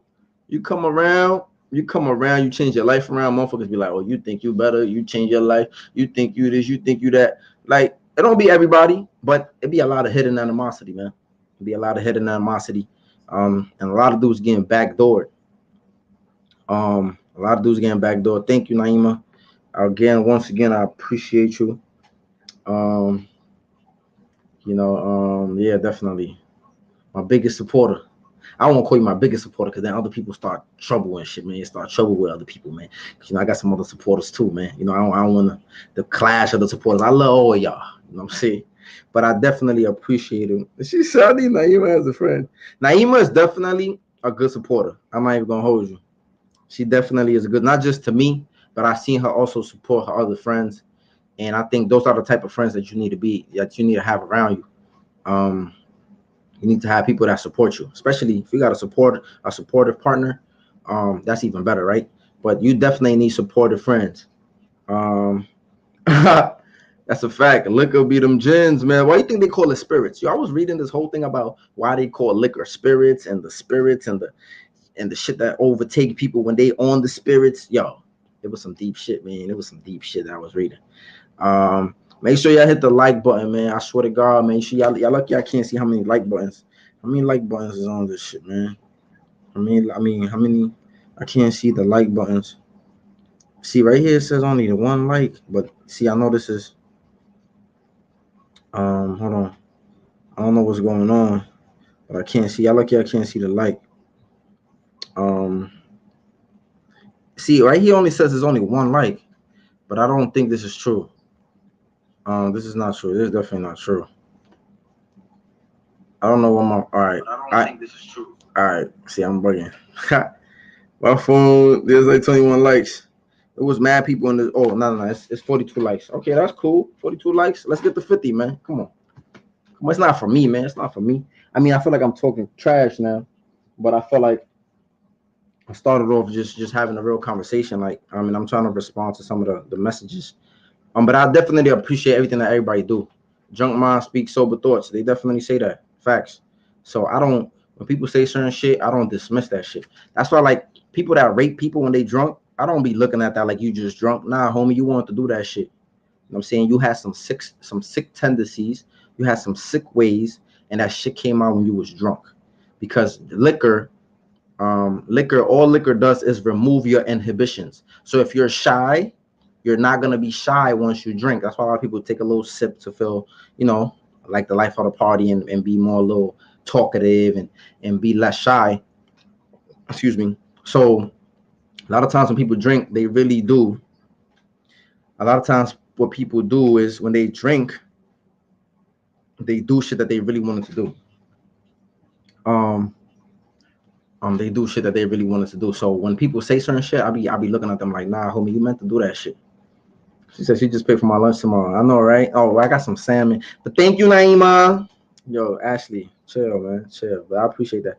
Columbus is nice. She said Columbus is nice. You lying? Everybody think they city is nice. Everybody think they city is nice. Everybody think they city is nice. But I might go out there just to see what's up. I appreciate you too, Truth. Truth, I always see your name.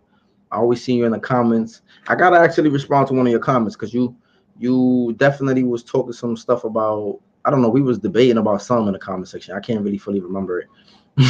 But we definitely was debating something. But I gotta get to the comments. I got you. I ain't forget you. But I definitely appreciate the bread, man. I appreciate the bread. You know what I'm saying? I'm about to go get some trees wrap. You know what I'm saying? Go get the dope. You know what I'm saying? You know how we do. I appreciate y'all, man. I'm just messing with y'all. Trees wrap. I don't even think they make trees wrap. Y'all probably don't even know about trees wrap. That's some back in the day stuff. You know what I'm saying? I'm showing my age right now. Period. Yes, affirmations. You definitely got to tell yourself affirmations. I got great memories in Ohio. Really? Great memories in Ohio? What you did in Ohio, bro? What was in Ohio? Get them likes up. Keep that phone open. You said keep that phone open. 41 likes. All right, cool. We here. I appreciate y'all though. But yeah, man. Miami. Yo, stop making fun of me how I say Miami. Yo, y'all think I say Miami wrong? Because I feel like I don't be saying it wrong. Miami. How am I supposed to say it? Miami. Miami. Man, y'all playing, man. It's Miami. I don't know, man. Y'all playing. Y'all trying to play with my words, man. But nah, the yams. That's what I just say. I'm gonna just say the yams. You heard? Yeah. I was out there. I was in Minnesota. I was at the George Floyd Memorial when somebody got killed when I was out there. I actually was recording and I have a video. Going for Walmart for fun is crazy. See, but this is shit that they do in these upstate towns and shit. These weird towns. Y'all be doing a lot of weird shit. You know what I'm saying? I'm playing devil's advocate. Jail being super bad. Gonna be hard on innocent people or first time offenders. It should be bad. Jail should be bad. Jail shouldn't be a good place. Jail should be a deterrent for people going back to it.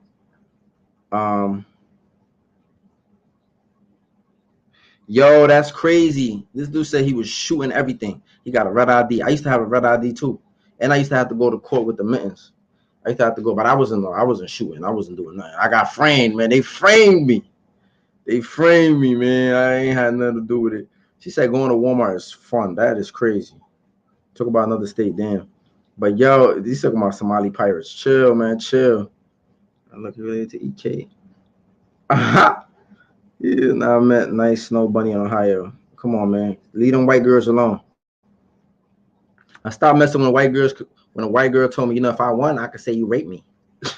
I don't know why she played with me like that. Under other circumstances, but she was just saying, I don't think she was saying it like that. She was just saying, like, if we was to engage in a certain whatever, she was like, I could say that you raped me, and she was like, and the law will believe me.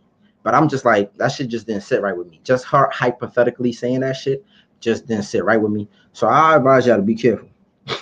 Definitely. But yeah, I was out there in Minnesota, man. I was at the George Floyd on 38th in Chicago. That's how you know I was out there. I remember the street. And I got a video on my YouTube channel somewhere. Yeah, somebody got shot, man. Shit was crazy. Shots was ringing out. I was like on some reporter shit. I don't know if some of y'all seen the video, but shit was crazy.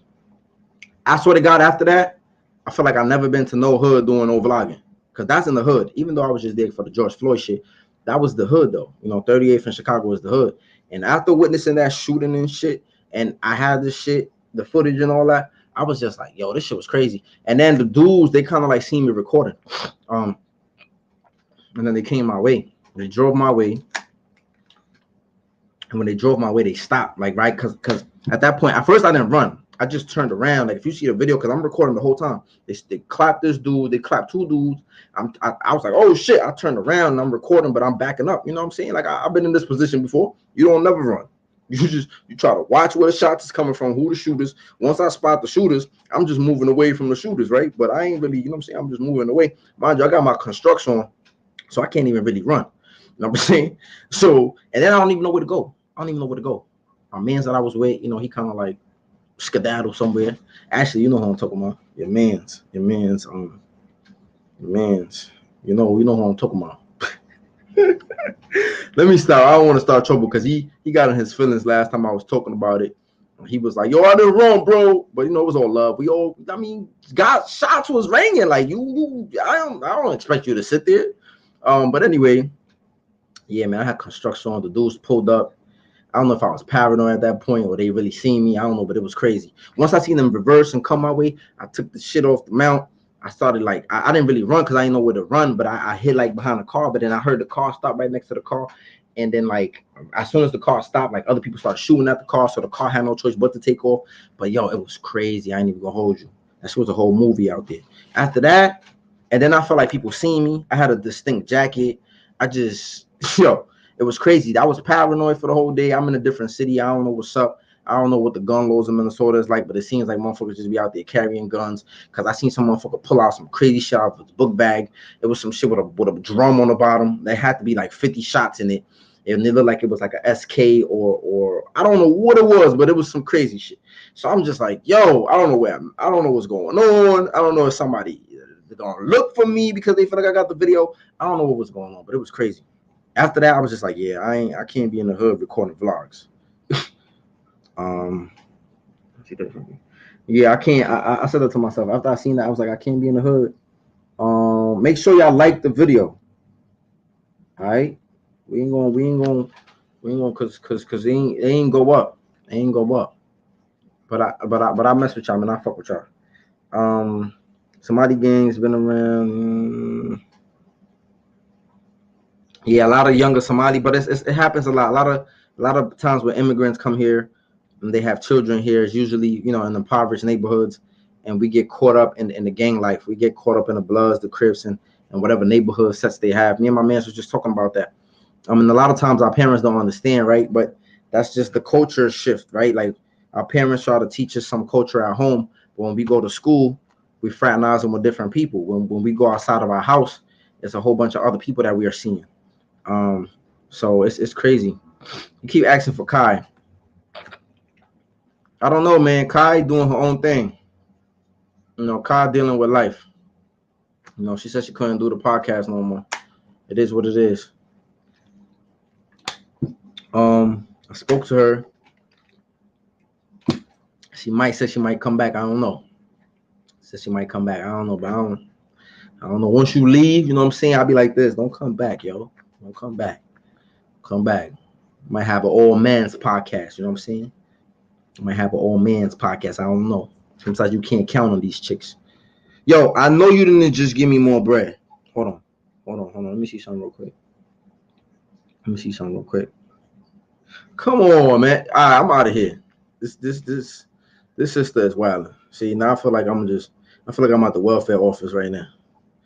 I feel like let me stop. You know what? I'm gonna have to send you this money back on the back channel. You know what I'm saying? Because you're doing a lot, man. You're doing a lot. You're doing a lot, man. I feel like, damn, shit. I feel like, man, you get the supporter award, man. You get the supporter award. You trying to keep me up here because I'm trying to leave. I'm about to leave at 1:30. You know what I'm saying? Don't play that at John Doe. Yeah, in the comments having your own conversation. Wow, yo, this is crazy. He said Kai getting bent up by Nate Almighty. That's the word. I ain't even hear that. That's the rumor. That's the rumor. That's crazy. Might have to take a picture of this. I might have to show Kai. This is what they saying. Hold on. I'm gonna have to show Kai this. Yo, they saying this is a rumor, B. She getting bent up by Nate. I don't know where you got. Oh, he said he was just joking, but I don't care. I like to see little fights and shit. I ain't gonna lie. Actually said don't play like that. Keep that phone open in the chat now. You smoke weed, bro? Nah, I don't smoke, bro. I don't smoke or drink. I'm a good boy. So if dudes get liquid courage, that's a fact, and they always get put on their backside. Ash is official. I mess with Ash too. Ash is a good supporter too. You know, she got on my nerves the other day, but me and Ash cool. Detroit is not nice, bro. I've been to Detroit too. You're not about to sit here. I mean, I love Detroit. Don't get me wrong. I love Motor City. I've been to Motor City. I love Detroit. It's a black city. He said, Ash the type of female you got married. Oh, you flirting? My boy Top Gunner flirting now. North Columbus is a Somali area. I actually know somebody that's Somali in Columbus too. Yeah, I know somebody in Columbus that's Somali. I just never been out there. Where? Yeah, but I don't smoke though. I used to smoke bamboos and trees wrap. Nah, I didn't have no paid attorney, bro. I had a public defender, but my public defender was cool with me. My public defender kind of liked me. She was from Far Rock. She was a black woman. And I feel like at first she didn't really fuck with me like that, but like after she got to know me, I feel like she really liked me. She really was invested in my case. And then I had two lawyers. I had my regular lawyer and I had her supervisor represent me too. So I had two lawyers at one point. I feel like they really liked me. They really was trying to help me out. They realized this dude was way older than me. They knew my situation. They knew this dude came to my house. And why I clapped him, you know, it was a serious situation. So they kind of, I feel like they was really trying to help me. But I'm kind of glad. I feel like if I would have came home, if I would have beat my case and came home, I had beef. Like it was lit in the streets when I would have came home. And I feel like some shit was about to go down. So I feel like God kind of removed me. I feel like I wasn't ready to go home. So I feel like God removed me from that situation. And he allowed me to sit down longer, let shit die down more, and then allow me to come home. So I feel like that was a good thing.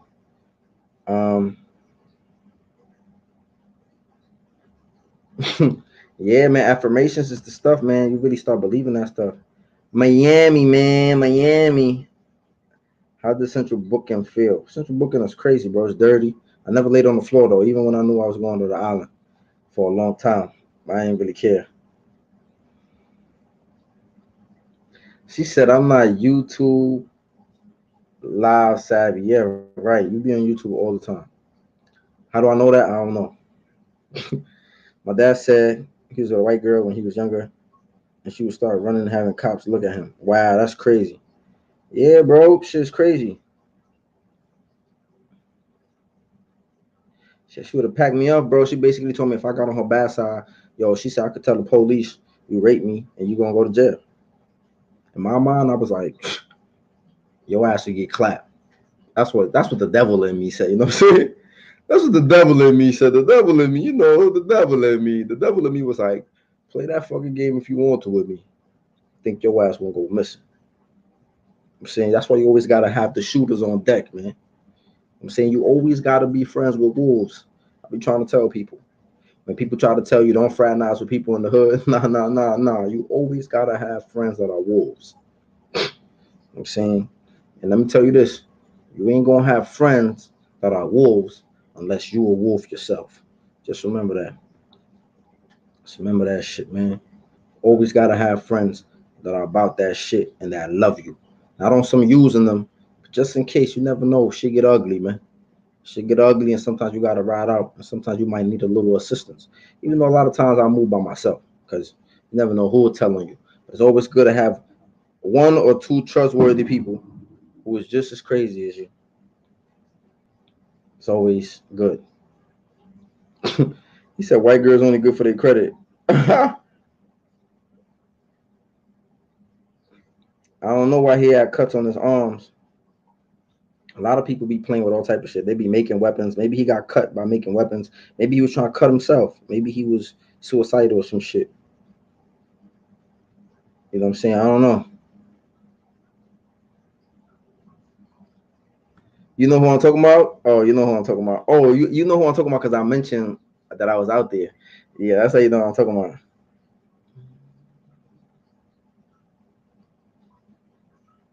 Shoes get the ring and you got to get out the way. Nah, bro, you got to see what's going on. How you gonna get out the way? Sometimes people just be running. You might be running into a bullet. I seen that happen. I didn't see it, but I heard of that happen. Like people shooting and people don't know where the shots is coming from, and they will run right into the fire. You know what I'm saying? And get hit. Like so. I mean, if you don't live that life, it's different. Reporting live, you feel me? If you don't live that life, I don't expect nobody to do that. But when you already experience that shit too many times, you learn not to. Your first thing is not to run. Like it's like the first thing to run is for somebody that knew the gunshots. Um, to other people, it's like you gotta duck, you gotta like you gotta see what the fuck is going on. Like, it was crazy. Yeah, it's a lot of people that be moving around, especially a lot of people from Chicago, a lot of people from Indiana. I met some girls from Gary, Indiana. I didn't know it was ghetto as shit out there. I ain't gonna hold y'all. Once again, thanks to the sister Naima. She holding it down, man. I'm about to go get me. You know what I'm saying? She donated so much, man. I'm about to go get me a pair of Vans. Now let me stop because I do need a mic. I actually need a vlogging mic, but I'm about to get that. It's a dual mic. Because I plan on doing vlogs. I might be outside asking people questions. I don't know. I don't really like to do what the average YouTubers do because I don't like to taint my content. But I might do that from time to time. Ask men and women questions out in the street. And try to bring y'all a little something different, especially when I travel. When I travel, I think Miami is the perfect place for that because when you walk on the strip, you can ask people certain shit. You can stop them. You can just talk to them. When you go certain places, you could kind of like do that. I feel like Miami is the place to do that in. But yeah, I'm thinking about investing in that.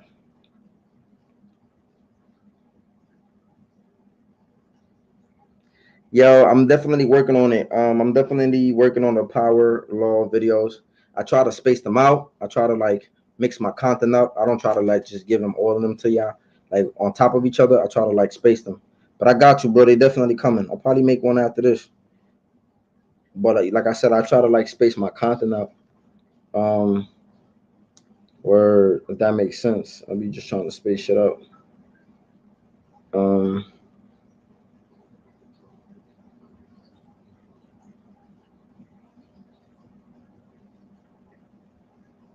Madonna still out here? My bad, man. I got carried away. Um, but definitely the power of law videos. Those is good, man. I be trying to teach out a game. I made a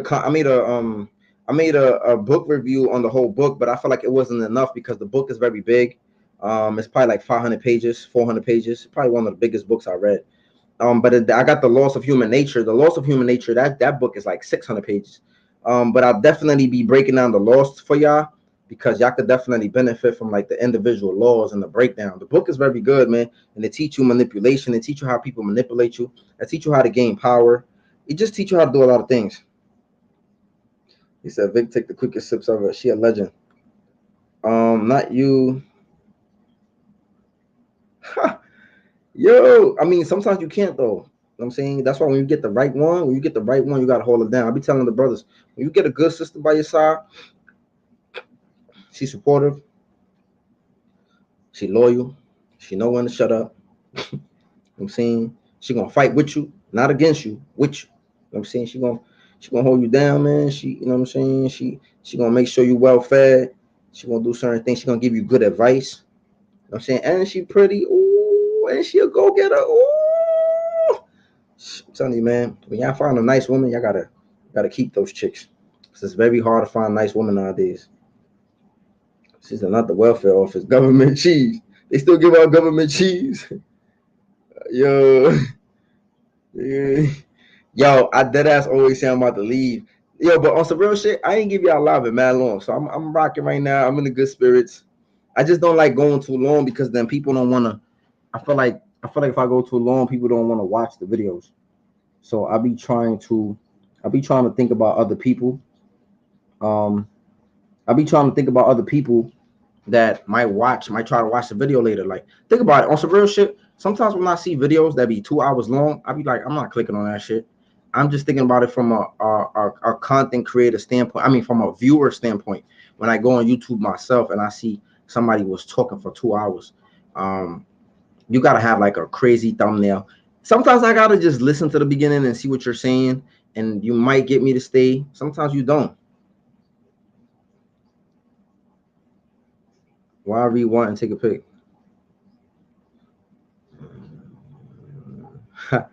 Nah, cause it'd be like I'd be about to leave, and then somebody would say some shit. Somebody would say some shit. Damn, these messages is from like 10 minutes ago. How I get on your nerves? You got on my nerves the other day. Cause you was subbing me on Twitter. I don't like that, man. I don't like that. Don't be subbing me, man. If you got a problem with me, you better tell me. Don't be subbing me. I'm saying that grinds my gears when you sub me on Twitter. All right.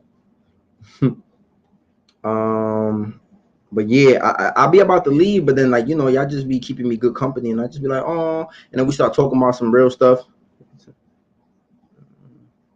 You want to know the difference of living in Honduras? I'm not gonna tell you. I'm gonna tell you a little story. When I came back from Honduras, I ain't gonna lie, that's when I really became a gangster. I went to Honduras. I got into my first street fight. I think I said this in another video. But life in Honduras is a little different. That's why sometimes I don't believe people starve in Honduras. Unless you want to eat something different. Yo, I got my food right here. I ain't even eat my food, yo. I got my salmon and all that. You know what I'm saying? My little asparagus. Oh, you can't even see the asparagus. That's crazy. That's the what's that called? The green screen. It's asparagus. Anyway, my food is cold. I want some jail stuff. Anyway, I ain't gonna lie. After going to Honduras, when I came back, I was a gangster. Nobody could tell me that. I was punching dudes in the face for stepping on my sneakers, for playing with me too much. I told you not to play with me. I was just wilding when I came back.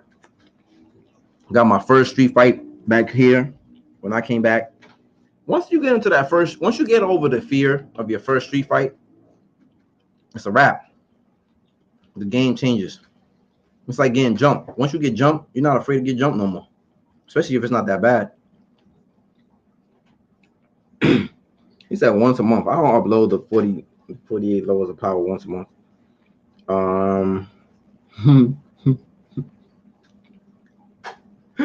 He said I was hiding behind cop cars.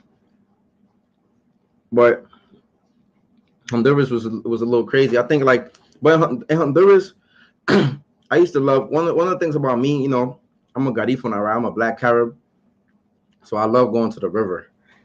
I love going to the river. I love going to the ocean. That's just some things that I love. I love the water, so I was always in the water. I used to live 3 blocks away from the river. I used to live 5 blocks away from the beach. So I was always going to the beach, or I was always going to the river. When you go to the river, it was a bunch of trees by the river, a bunch of mango trees that didn't belong to nobody. There was another vegetable that was over there. So it's like a lot of shit. You be seeing shit, like, you know what I'm saying? Like, so when people say they be hungry, or they be like you could literally plant your own shit. Like, you could literally, you go some places and there's fruits like just growing. They don't belong to nobody. Like, so I just feel like sometimes people be saying they be hungry. Like, I be like, I don't be believing that shit. Like, well, other countries try to say things like that, but there's a lot of shit that grow over there that, you know what I'm saying, people could eat. Maybe they'll get tired of just eating fruits or certain shit, but I get it. Some things you do gotta buy.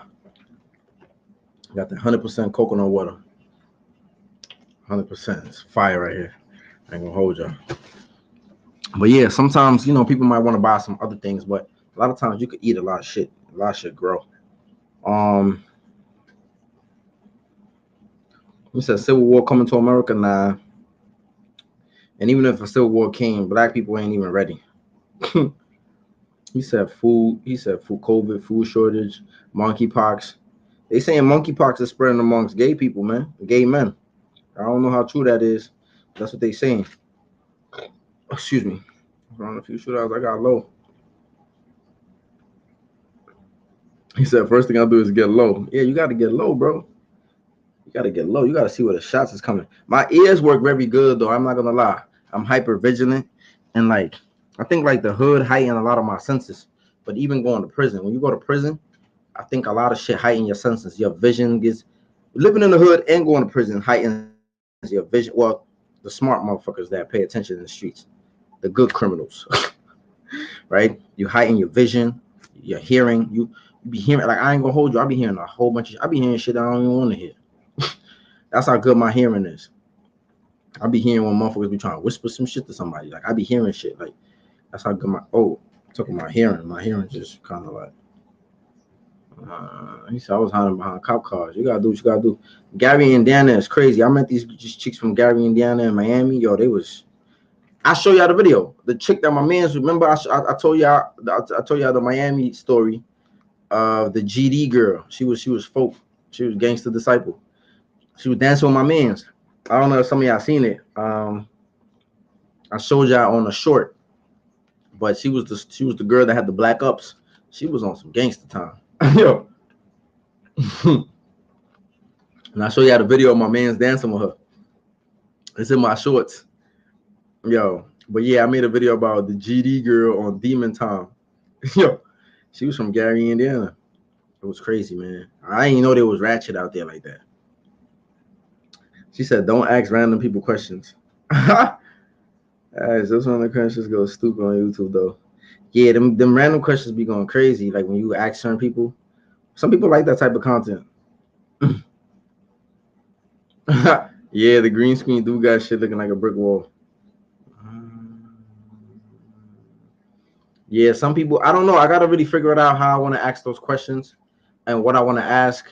I also don't want to make some sexual. I mean, I don't want to make it some sexual shit, but because I feel like a lot of times that's what these dudes be selling. They sell like some sexual shit. Like they'll be like, "Do size matter?" And then the girls be like, "Well, yeah, But that's the shit people be trying to see. But yeah, it depends what you ask.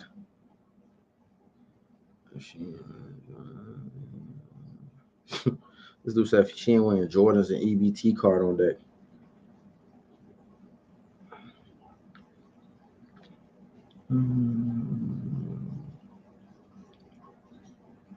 Going to jail and prison is a badge of honor because when you go to prison, think about this.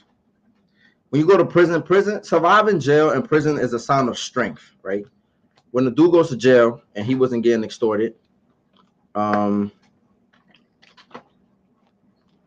the dude goes to jail and he doesn't get extorted, he doesn't get cut. If he didn't get raped, back in the days when they was raping people, some jails that shit probably still go on. But when you go to jail, and it's almost like you overcome a lot of obstacles, right? You overcome being extorted. Nobody took your PIN number. Nobody took your commissary. You didn't get cut.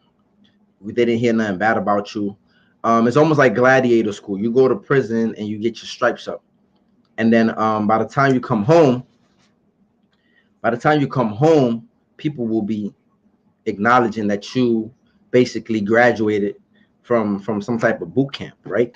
You get a badge of honor. In the hood, being tough, being a drug dealer, being a gangbanger, that always has some type of status, right? This is why a lot of girls like fucking with the dudes who are thugs. You don't have to accept it, but that's just a lot of chicks like messing with a dude who is a thug, who is a gangbanger, who has some type of street cred, because at the end of the day, that's still a type of status. If you are the girlfriend of the kingpin that sell drugs, that's a status attached to you, right? If you are, if your man is the cutest boy in school, see, status is about 5 things. Status, 6 things really. It's about wealth. If you're rich and wealthy, if you got money, you get status behind that. If you got connections, you don't gotta have money, but if you got connections, if you know certain people, you know certain artists, you know certain celebrities, it's a status, right? You're known by certain people. If you got intelligence, women like smart men. If you're a smart dude, you got some type of status, right? People or a girl will fuck with you because you're smart and you teach them things. What's another thing? If you got, damn, I forgot. Where's this shit at?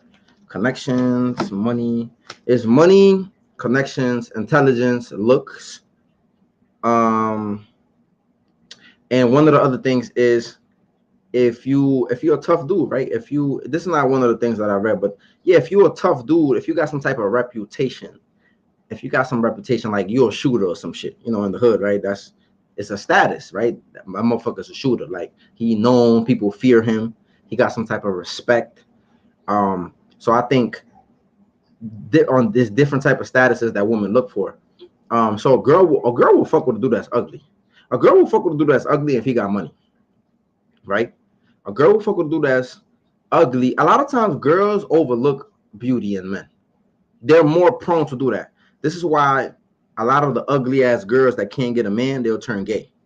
I know, I know, you ain't gonna like that shit. But a lot of the girls, the ugly girls that can't get nobody to settle with them, they'll turn gay, right? Because they know that a woman will overlook their ugliness more than a man on some real shit. You know what I'm saying? Um,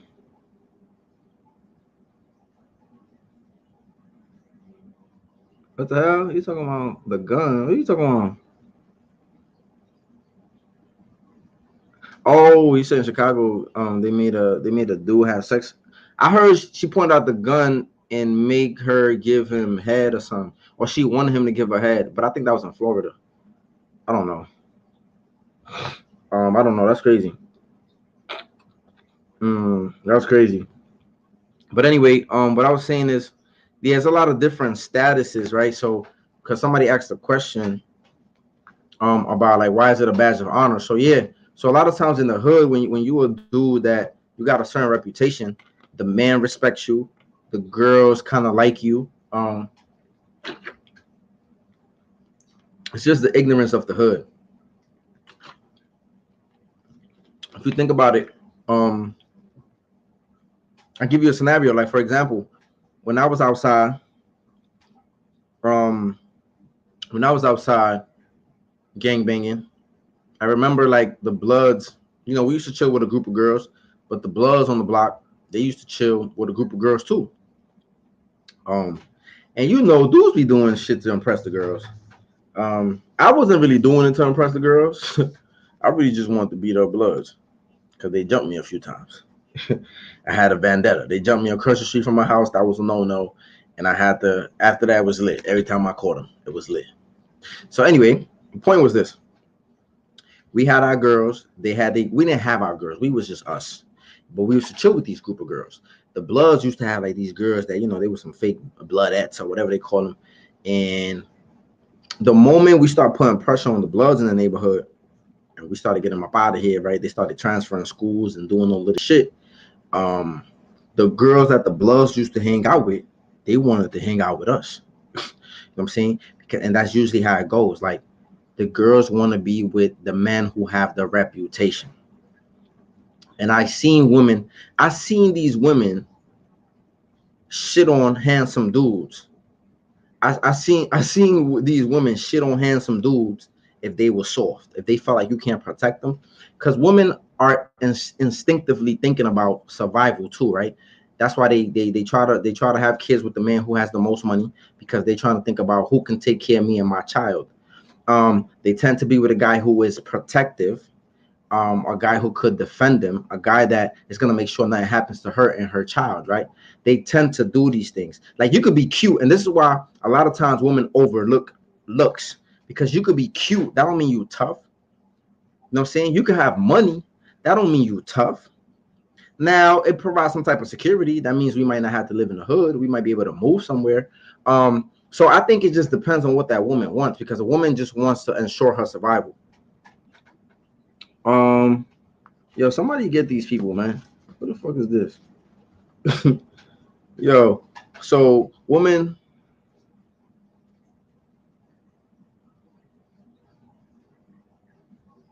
yo, Top Gunner, you ain't doing your job, man. You got these people spamming my stuff, and you like, what's up, man? Ash, you here too? What's going on, man? I need to take the wrench from y'all. Where y'all at? Come on, man. What's going on?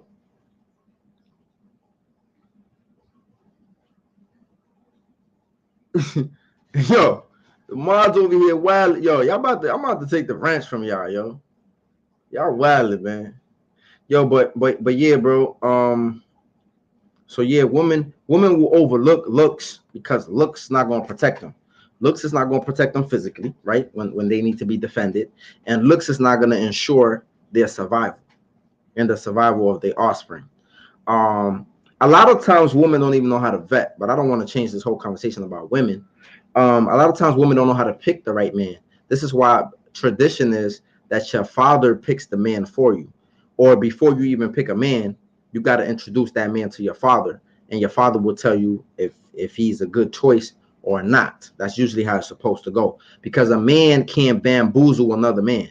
He can't beat a man in the head like he could beat you in the head, right? So because a lot of women don't have their fathers in their life, or they don't have a good relationship with them, they don't know how to pick the right guy. So a lot of times they pick over the lamest shit, right? Like they'll pick a dude who, whatever, he doing some illegal shit. They'll pick a dude who's a thug. They'll pick a dude who is just cute. They'll pick whoever, right? They'll pick a dude who don't treat them right. They'll pick yeah, they don't really know how to vet and how to pick somebody. I was getting some food. All right, bro.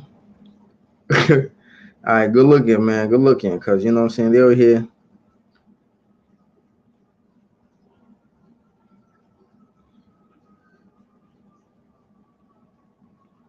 Um, yeah, I think yeah, women like what I'm saying. I'm not saying that women don't like, yo, bro. They still here, bro. They still like, hold on, what's going on, bro? You know what? I think I gotta take matters into my own hands. You know what I'm saying?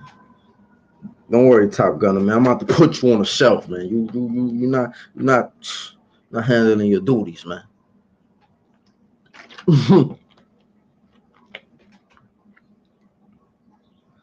Talking about error occur. I don't know what the hell's going on right now.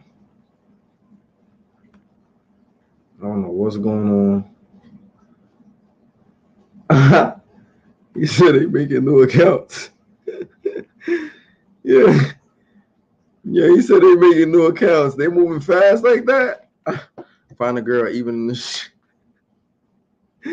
Yeah, yo. But what I was saying, I think looks. I'm not saying that looks is not important to some women, but I think they're at the bottom of the they're at the bottom of the importance when it comes to it. Um, I think women, if they could have all of those things, right? They could have a guy with connections. If they could have a guy that's smart. If they could have a guy that is protective, right? Like physically. If they could have a guy that is handsome. Of course, if they could have all those things, they will have them. But when you have to pick and choose, because a lot of times you're not gonna get what you want. You're not gonna get 100% what you want from somebody. A lot of times you're not gonna get that. And because you're not gonna get that, um, you tend to pick and choose what's more important. So you might be like, well, I do not want to struggle. So you might pick money. And after money, you might be like, well, I want my man to be tough. I don't want nobody to be able to harm me or do certain things and he can't protect me. So you think about physical traits, or you think about him being tough, or you think about him being a certain way. Um, so yeah. He said my animal out. Walaikum salam wa rahmatullahi wa barakatuh. Yeah, they out of here. They out of here. They're not coming up no more. But definitely, I'm about to be out of here though, for real. Because I'm about to be out of here at 2 hours. It's 2 in the morning. I've been practicing sleeping early. I'll be going to sleep too late. I definitely need to. Ha.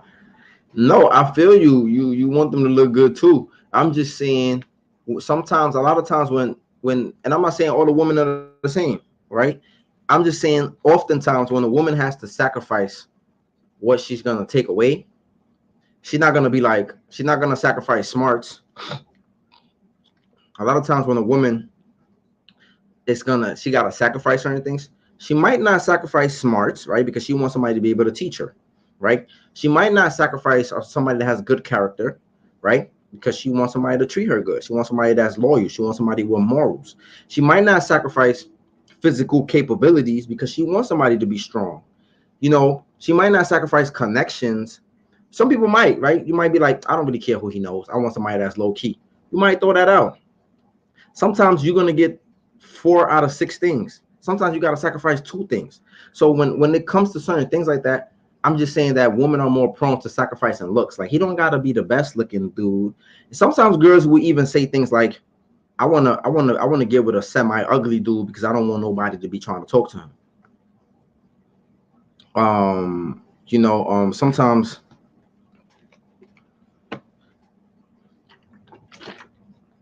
We need 2 more likes for 50. Come on, man. Don't be cheap with the likes, yo.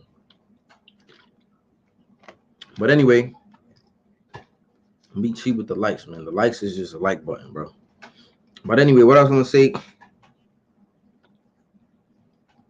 Yo, you see? This is what happens. Every time I'm about to leave, y'all start talking some shit, man. Every time I'm about to leave, y'all want to start asking all these questions.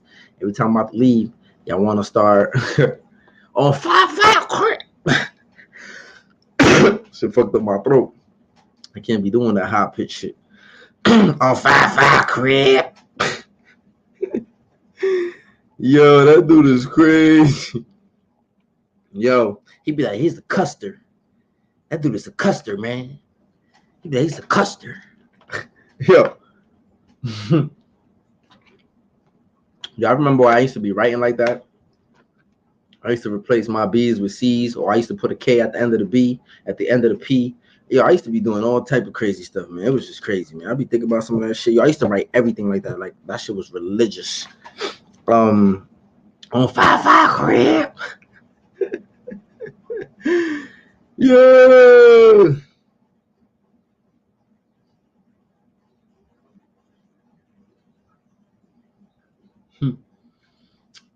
Oh, damn, that was mad long ago, Ash. You just remember that? You could express yourself. You know what I'm saying? I just felt like you was talking about me. You know what I'm saying? You said something about it had to be a nigga to get me upset or some shit like that. But anyway, he said the women hate good men.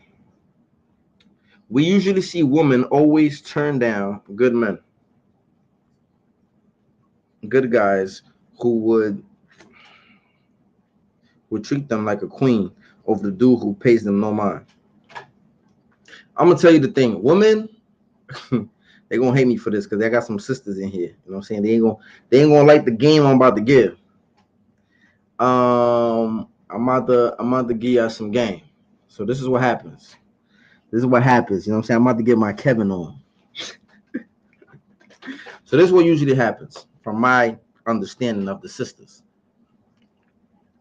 Hold on, this coconut water is mad good. This is what usually happens. I think women get a lot of attention, right? Women get a lot of attention from men.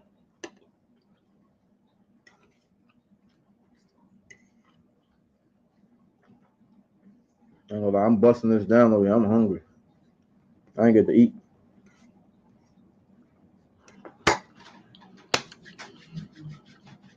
Y'all ready?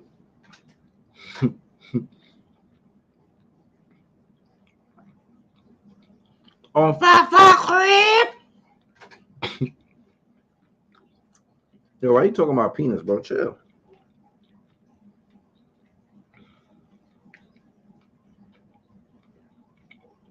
All right, so let me tell y'all this. Boom.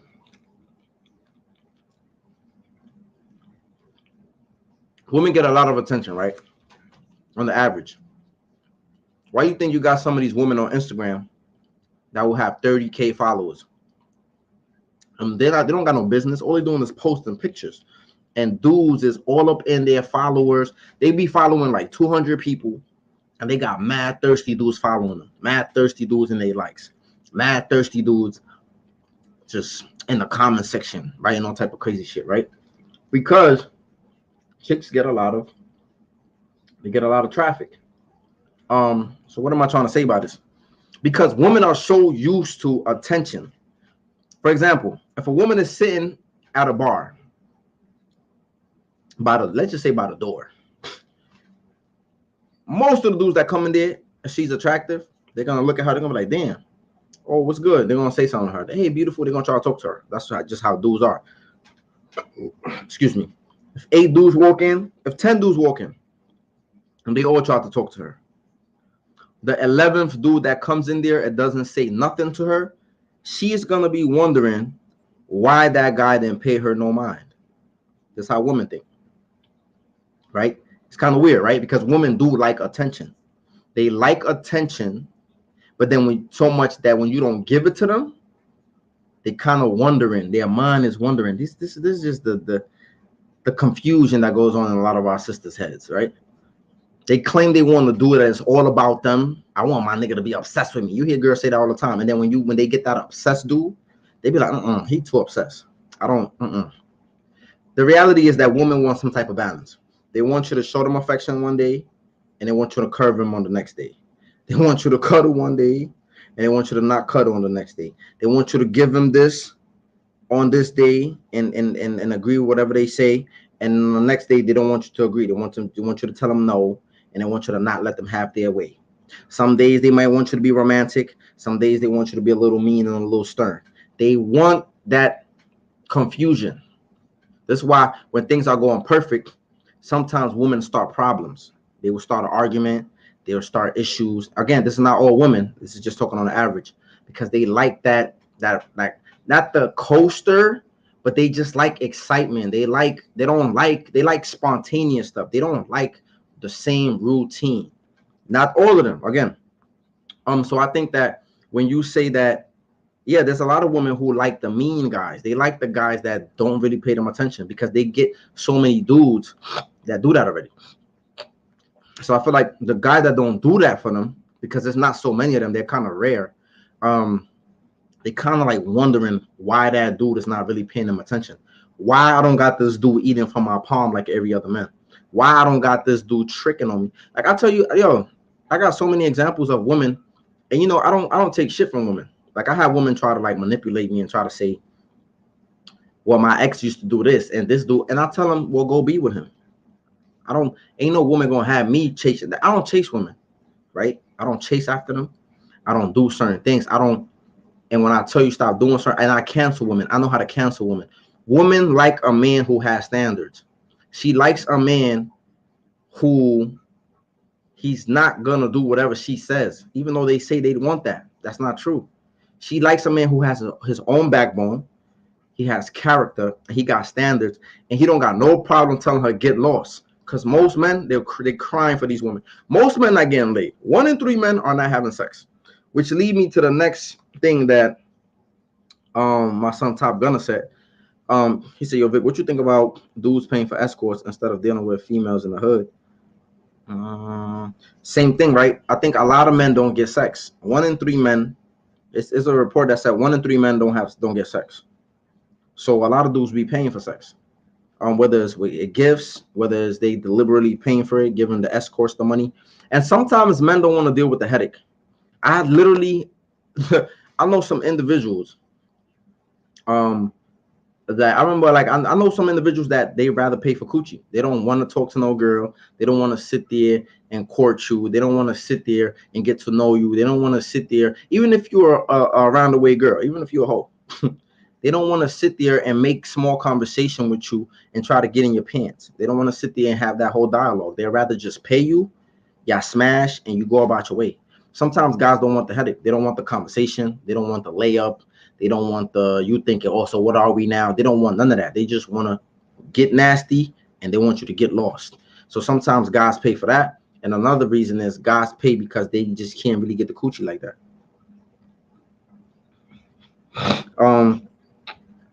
So, and I think nice guys, they tend to do finish last.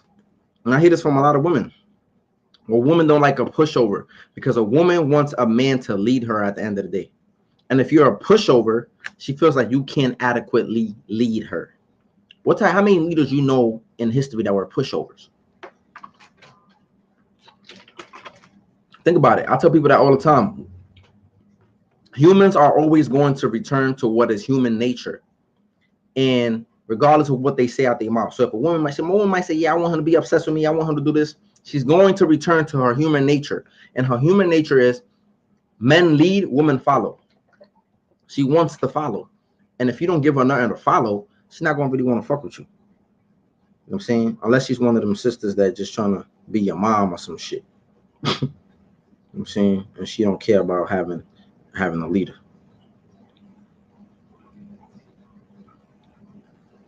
Okay, cool. For some women, the worse you treat them, the better they love you. That's true. Some women, some women are traumatized. Some Some women are traumatized and they're only used to toxic love. They're only used to like fucked up situations. So when you treat them nice, I have some girls that when you treat them nice, they be so shocked. Like they be like, "Oh my God, you so sweet," and I be like, "Yo, damn, who you been with?" Like some girls never been on dates, dudes never took them out, and I be like, "Damn, nobody be taking you out." Trying to get all the coconut water out this joint. You know the joint be having the little things on the side. I'm trying to get, man. But anyway, some chicks, for some women,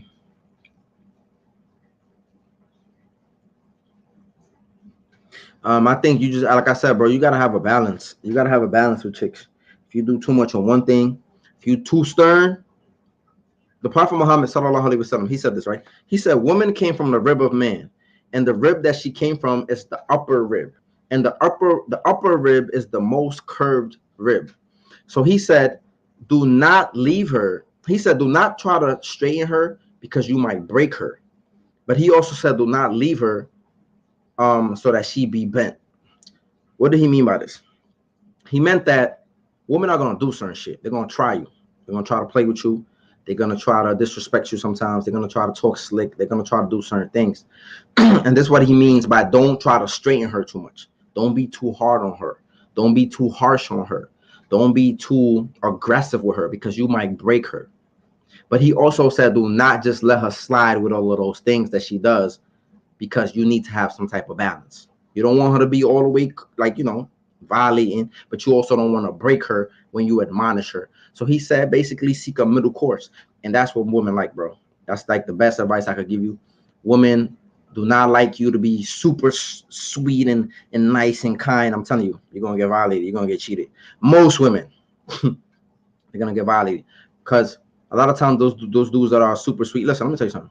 Most girls like to get smashed like a slut. That's just, I'm sorry, I had to say it.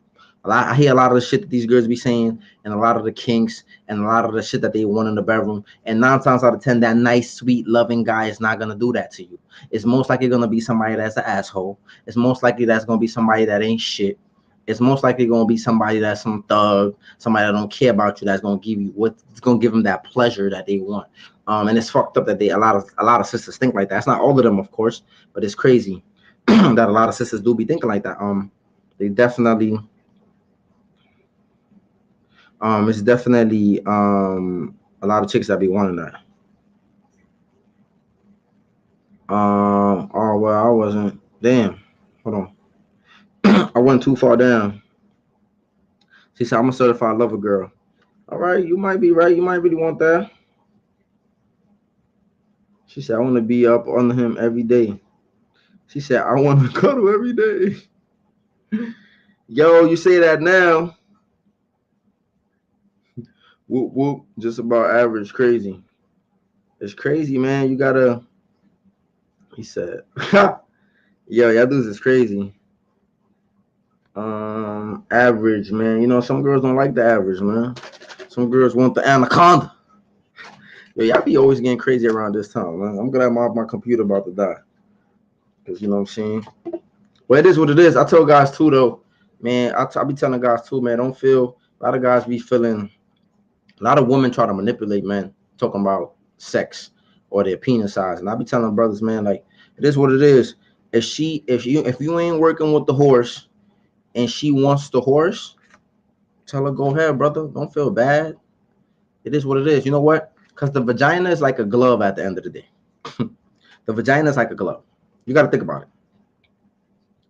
The vagina is like a glove. And gloves come in different shapes and sizes. You just got to find your size. That's all. You know, because chicks be trying to shame guys for having a small wee-wee, right? That's what they be trying to do. But a man has no control over that. But a woman has control over her vagina. Right? That's why they got Kegel exercises. They got Kegel balls that they can use. They got a whole bunch of shit that they can use to tighten up their vagina. A guy can't really do much, right? So you could talk all this shit about this man. You know what I'm saying? But it only really and that don't mean you hoeing around, right? Because you could have just had one dude that was bigger than the dude you was with. But again, like the vagina is elastic, so it shrinks. It goes through those processes, right? But sometimes what happens is women have damaged pelvic floor muscles. They might not really work out, or they just, their elasticity don't really work the same. But there's things you could do as a woman to help yourself and help your mate. So when I tell brothers, like, don't feel bad, don't let them shame you. It is what it is. You know what I'm saying? At least she gave you something, right? Now, she didn't give you none and she told you put your pants back up. I don't know. Nah, but on some real shit, like, that's just shit that women try to use to try to like emasculate men. And at the end of the day, it is what it is. I tell brothers, like, you can't do nothing about that. You can't change that. You got to move on. We have to be so strong to the point where it's like we can't be letting these women get under our skin. You know what I'm saying? You can't just, because you know what they're trying to do. They're trying to get you mad. They're trying to get you upset. They're trying to get under your skin. They're trying to do all this shit. You can't let them get you. Word. That's a fact. Wrong. Psych. She said, I'm ready for what you about to say. Okay, what else? Need love and affection. I mean, a lot of people say they need love and affection till they get that lovey-dovey dude, and they be like, man, this dude be sweating me, man. This dude be on top of me. Man, this dude don't let me breathe. Females are slow. I wouldn't call them slow. I just think they don't really know what they want. That's why a lot of times back in the day, they did a lot of arranged marriages. And there was a stat that showed that women that had arranged marriages were actually happier than women who picked their own spouses. That's just something I read. Did I read it? No, I don't think I read it, but that's just a stat that was going around.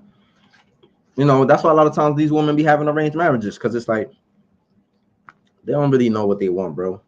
So their fathers be picking somebody for them that's gonna be good for them, that's gonna take care of them, that they're gonna get whatever they need, because they don't be knowing what they want, bro. One moment they want this, the next moment they want that. The next moment they want this, the next moment they want that. They be confused a lot. Also, women initiate 80% of divorces. I don't know exactly why, but it doesn't really look good for them.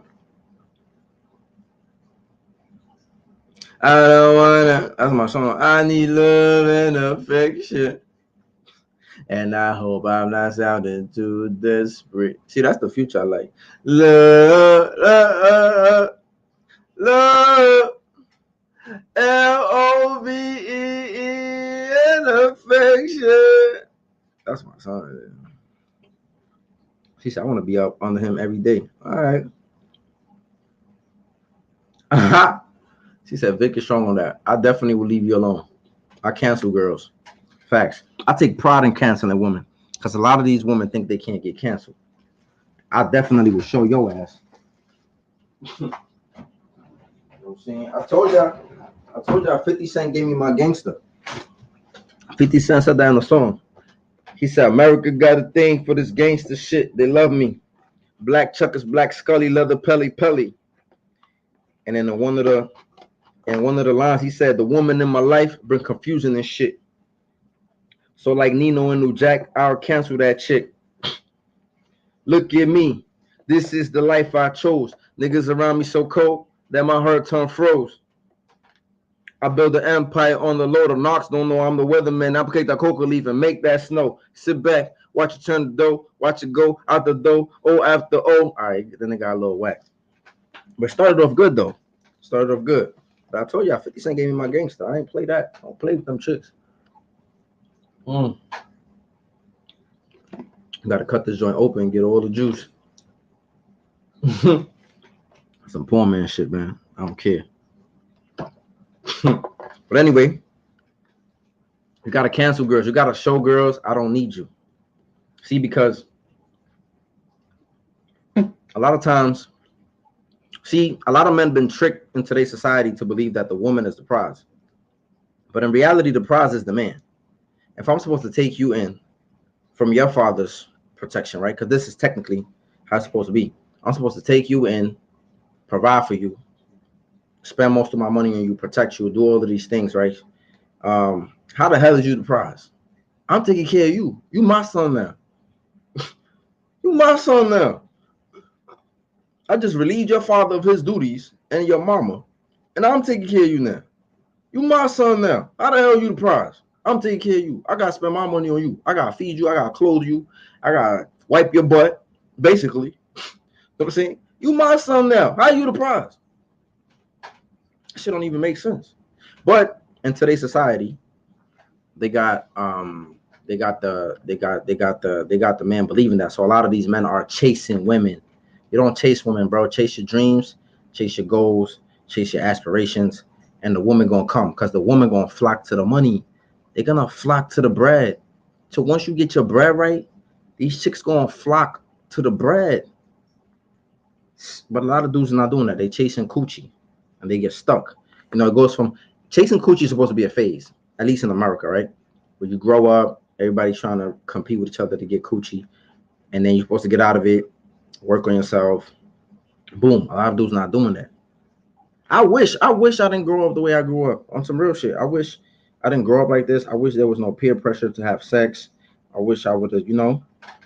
I wish things would have been different. I probably would have been a different person. Um, it probably would have been a beautiful thing to like not experience sex, to get married, to do certain things. I don't know. She said, I'd rather live alone and make money. Solitude is my friend. He said, to be nice is to be stupid. Yeah, you don't got to be nice. I don't reward bad behavior. I mean, I'm a nice person, but not to the extent where you're just going to be stepping over me and walking over me. I'm, what am I, what's the word I'm looking for? I'm a well balanced individual, I think. And I reward, and I give people what they give me. Like, so if you respect me, I'm gonna respect you. If you disrespect me, I don't gotta get disrespectful with you. I'll just tell you like, yo, you're not gonna be doing that here.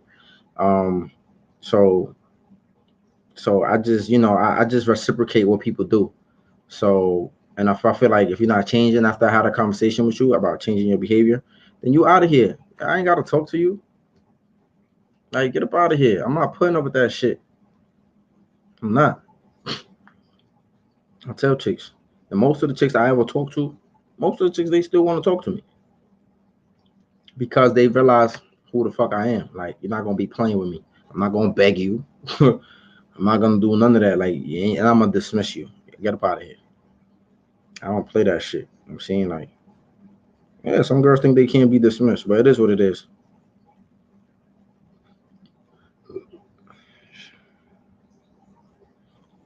Yo, they back, man. These scammers, yo, they crazy. Yeah, Vic, you're kind. Yeah, I think I'm a kind person. I think I'm a kind person. I'm one of them ones, you heard? I am kind. I am kind. But I feel like I had to get here. I had to get kind. But I also feel like I got some not so kind ways, you know.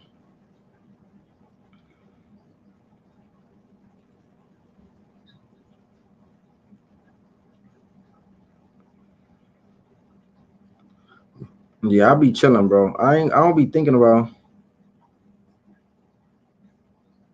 the man said when they come home, they be living off the fat girls. Yeah, this dude is funny. Uh, yo, a lot of dudes is living off their women. It's crazy. A lot of dudes is living off their woman. But that's what I'm trying to say. A lot of dudes is messed up, man. They in a messed up situation, and I'm not making no excuses for them. I don't make excuses for bums. Like if you just want to be a bum laid up and take advantage of dudes, a lot of dudes was doing that. I knew crip dudes that was doing that too.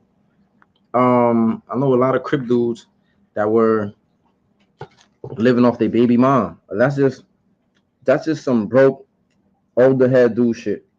They get locked up early, get a felony, fuck their life up. Now they just living off their baby mom. You know, it's crazy. Some of these dudes never aspire to get a job. Some of these dudes never aspire to do anything. And I just be like, that shit is crazy. Um, it's crazy, but a lot of dudes do like that shit. They do like living off their woman. I couldn't do that shit.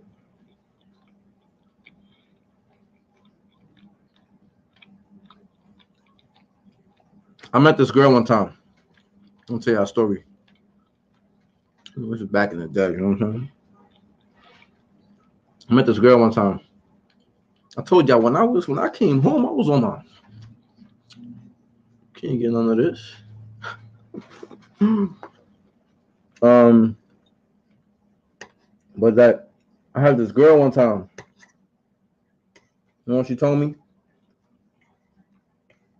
You wanna know? Shorty told me this. She told me, yo, you don't gotta do nothing. I'm telling you what the shorty told me.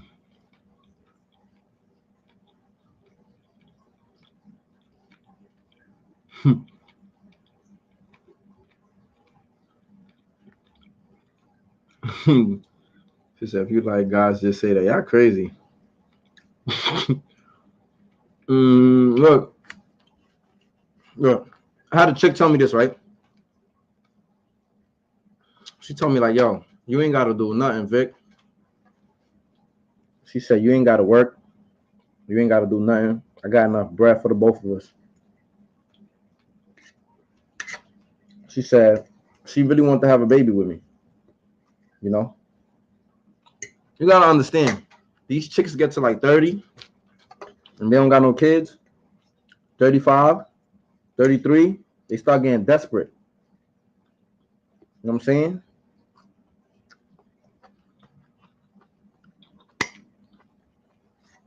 They start getting desperate.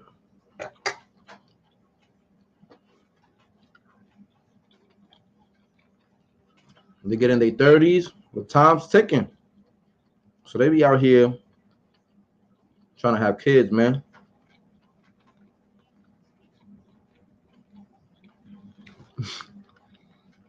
Ashley said, yeah, take us to Pound Town.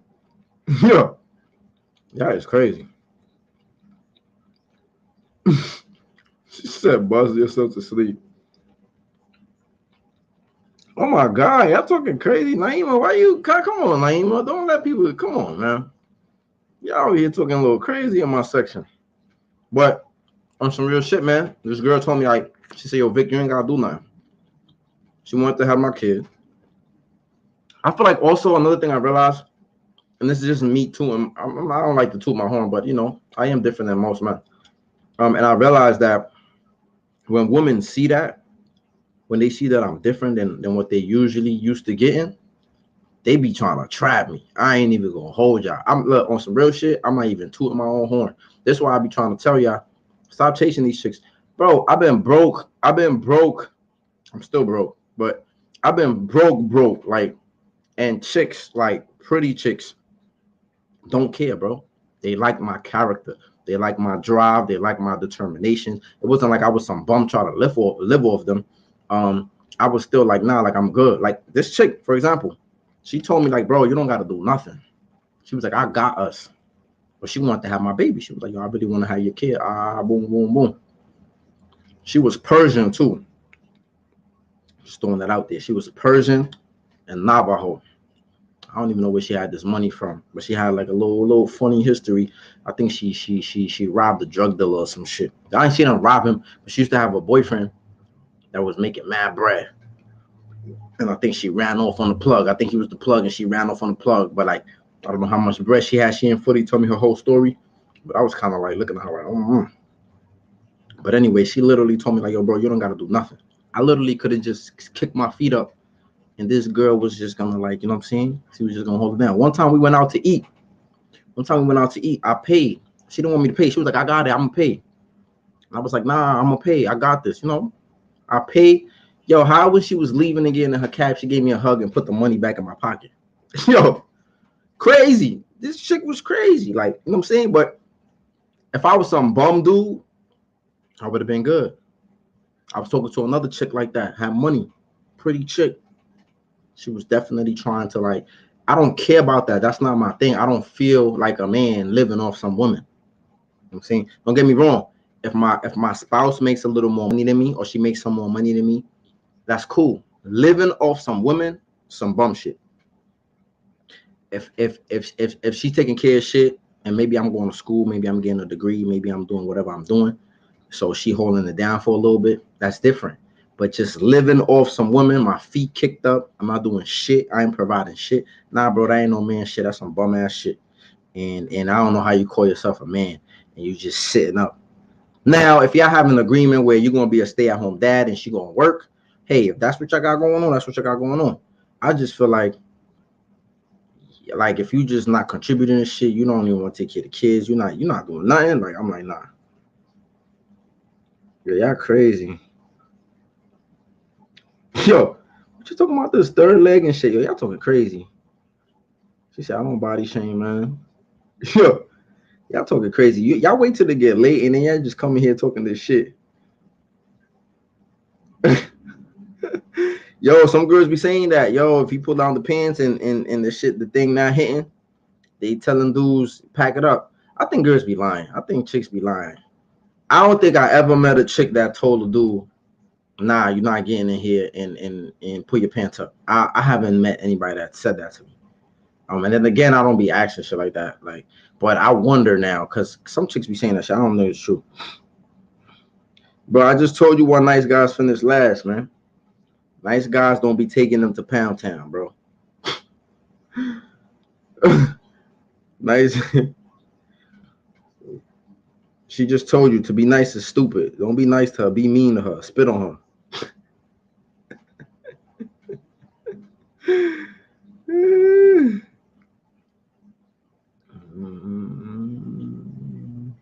He said a Muslim woman. Yeah, you'd be surprised with some of these sisters. Islam is good though. Islam is definitely. Yeah, Future was good. We trying to tell people, man, men are the prize. If I gotta take care of you and do all little shits, you better believe I'm the prize. Yeah, a lot of dudes definitely ain't living off their woman. I couldn't be me. It couldn't be me.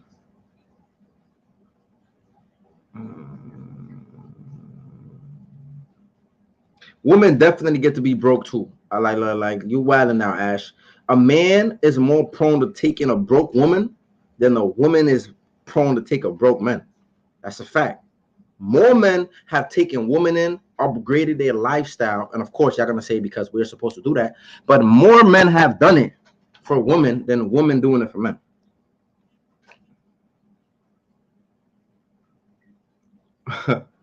He said he loved the next question. Thoughts on Muslim sisters? Hold on, I gotta go back up. He said, you wish you grew up in an Amish family? Nah, I don't know about no Amish family. Because you one of them one. All right, at this point, you just got to stay out the way. Facts. Thoughts on Muslim sisters? Some people vary, man. Just like some Muslim brothers. You might think some Muslim brothers are pious and they're nice and they're this. And yeah, they could do like in Philly. You see some of them Philly Muslims? I'm sorry, Naeem. I have to throw your city under the bus. You see some of them Philly Muslims, they crazy. They killing Muslims. Muslims is killing Muslims over drugs. You ain't supposed to kill a Muslim. The Quran says if a Muslim kills a Muslim intentionally, you're going to hell. So you got these dudes out there fighting over blocks, and they Muslim. So it's not always what you think it is, man. Some of these sisters, they saying they Muslim. You don't know what they doing. So just because somebody say they Muslim, now if they from overseas, you might think that they're a little more pious and a little more for the religion, but sometimes it's not even like that. Like, so you can't just assume. One thing I learned, man, the years is as the time go by, a lot of people are changing, a lot of people doing different things. It's crazy out here. You never know who you're dealing with, to be honest. But I agree that they might be a little more prone to be a little better. Might be a little more prone to be a little better. Can I guarantee that? I can't. I really can't. If I see a woman getting her ass beat by 5 dudes, I don't know, bro. It depends. By 5 dudes, that's kind of crazy. But I'm just one person. You know what I'm saying? I can't see myself calling the police. Damn, I don't know, man. I have to figure out my next move, honestly, because when a man intervenes, a man got to be careful of his safety. If he feels like you're not supposed to jeopardize yourself for nobody. At the end of the day, you got your own family to worry about. So for you to jeopardize yourself for some woman that you don't know, and perhaps something happens to you, or you get killed or you get harmed, now your family is without protection. Now your family is without somebody to help them out. So you got to be mindful of that before intervening. She said I was a hole. Now I wasn't a hole, man. It was a lot of women trying to get with me. You know what I'm saying? They seem to glow. You know, you see how I got the shine. See, I got that oily skin, that rich oily skin. You know what I'm saying? I got that. You know. But yeah, a lot of girls was trying to throw it at me, and I was like, "Yo, chill. I'm good. I'm good. I'm Muslim. I'm Muslim, and I'm Muslim." They wasn't trying to hear that. You know, these girls don't be trying to hear that. I tell you, your girls be low key liking the Muslim dudes because they be having like a discipline. Like they be like, "This nigga don't be trying to smash. He don't be trying to do like they be yo." I'm telling you, one time this girl thought I was gay. She said, "You gay or something?" You know what's crazy, Ash? Me and Reginald went somewhere one time. We went to like this little like lounge. And this girl was like, "Y'all together?" I felt disrespected. Yo, but girls be yo, when you don't pay them no mind, I swear to God, they start trying to be disrespectful, or they must be gay, or they must be this. And it's like, no, I'm just not thirsty like every other man. I'm just not paying, you know what I'm saying? I'm just not doing that. Like damn, you can't even ignore chicks without them saying they gotta be on the down low. It's crazy.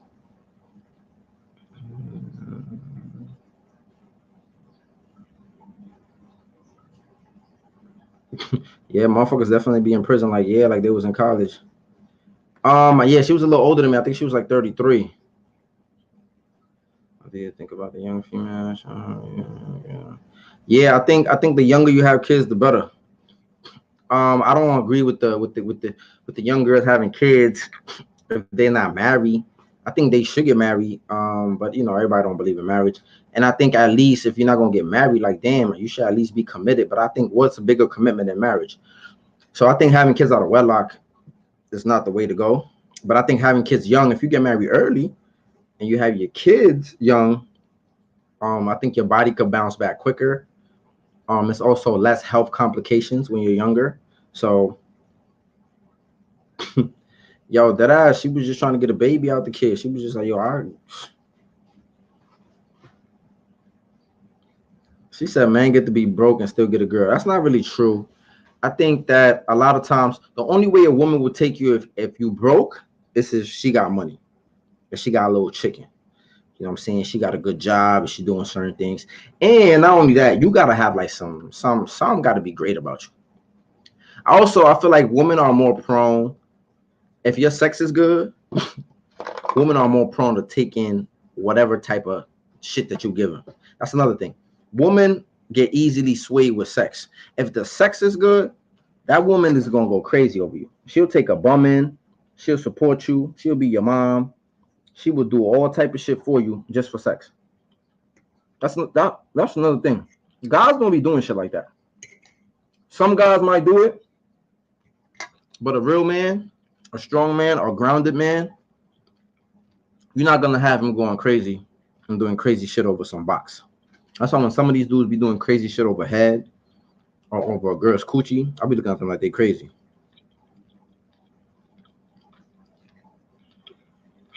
She said she would have had the goons on me. Nah, bro, I think she came to New York. She came to New York from Cali. She was running, bro.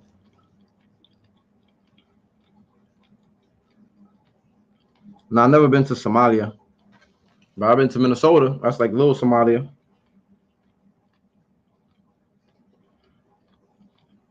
Yo, what's up? What's up with these people, yo?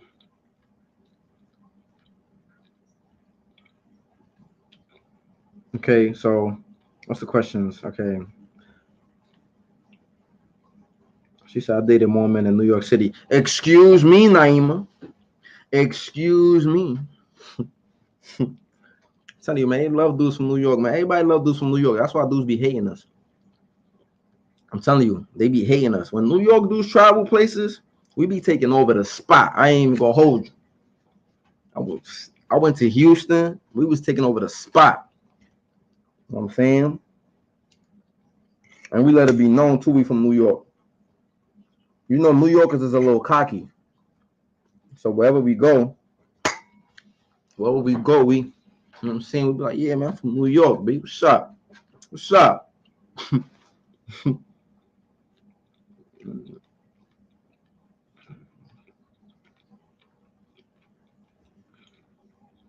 See, that's facts. You know what I'm saying? It's not even say I've been broke before and guys didn't care. Another thing, another side note. Women are more prone to leave after you help them upgrade than men, right? Like if a chick is fat and you give her a chance and she loses weight and now she start getting attention from men, she's gonna start playing herself. What I'm trying to say is, when you're gonna be with somebody, I don't want to make this about this what all women do, but a lot of women do shit like that. Especially that they're not used to getting that type of attention. You just got to deal with somebody who has good character. Always look at what their characters and their morals are. You can't go wrong with that. She said, "Not spit on me." Yeah, guys really don't care how much money at least masculine men. Feminine men, I mean, guys that lack masculinity, they definitely do care. They be living off their girls, like y'all said. Some dudes definitely will live off their girls, yo. They be like, my girl went to college. What did you do? They be saying here, my girl's a lawyer. What are you? Like, you know what I'm saying? You see this all the time. You see this all the time. You see dudes living off the successes of their women. You see women do it too, but I expect women to do shit like that. I expect women to be corny, but like when men do that, when men say my girl's a doctor, I be like,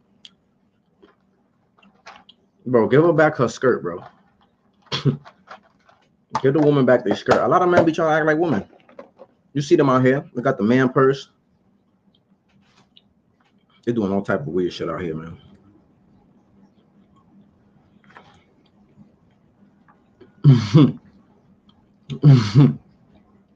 What's wrong with cooking for your lady, man? I'll be cooking. There's nothing wrong with cooking. A woman can't starve me because I know how to cook.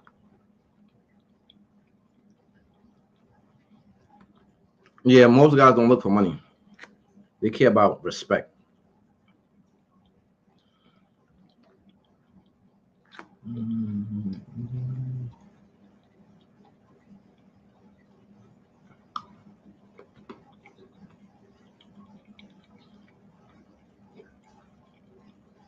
Yeah, I'll be feeling bad for some chicks sometimes, but it is what it is, bro. Guys get taken advantage, women get taken advantage. This is just a dog-eat-dog world. It's ugly out here. If you're weak, they're gonna prey on you. So I'll be trying to give you all the tips. I'll be trying to tell y'all what to look for. And there's other people on YouTube that are gonna give y'all some tips too. But I just be trying to tell my sisters be hip on game, like. But a lot of times sisters don't want to listen. Like even when a man try to just tell them something, you gotta listen to your male friends sometimes, yo. Especially if they mean well and they're not trying to fuck you. Like you gotta listen to somebody at some point.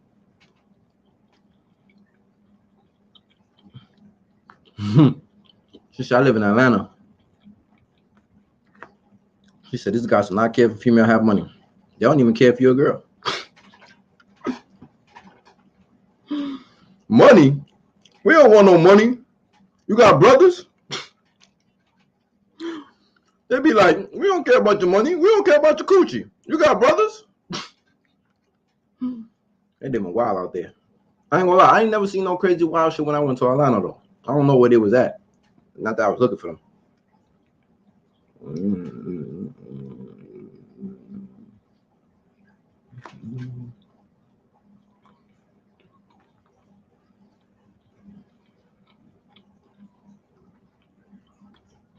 This is wrong, brother.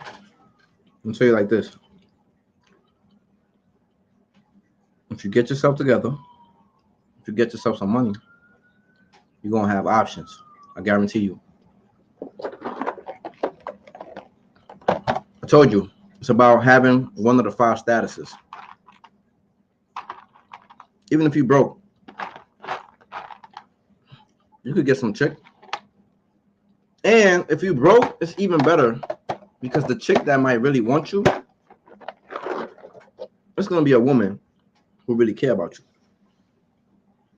Now, when you got money, sometimes the chick just wants you for the money. So it becomes a little more tricky. But when you broke, that's why a lot of times, even when I'm in times of prosperity, I don't be buying girl shit like that. You might get a meal out of me, but I don't do certain things because it's like I want to be accepted and cherished for me. If that makes sense. I ain't gonna hold y'all. This shit about to die. See, y'all always doing this shit for me, man. I'm leaving at 3. I'm letting y'all know right now. Inshallah.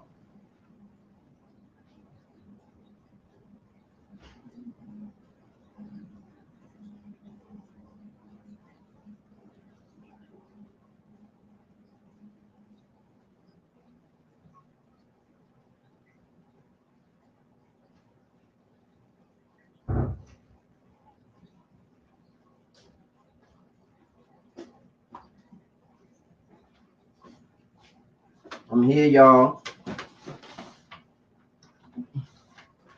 Yo, I told myself I was gonna go to sleep early. Y'all got me over here like bugging, y'all. Like, y'all just got me out here, man, doing all this shit. This shit about to be 3 hours. Yo, y'all wildin'. Crazy, man.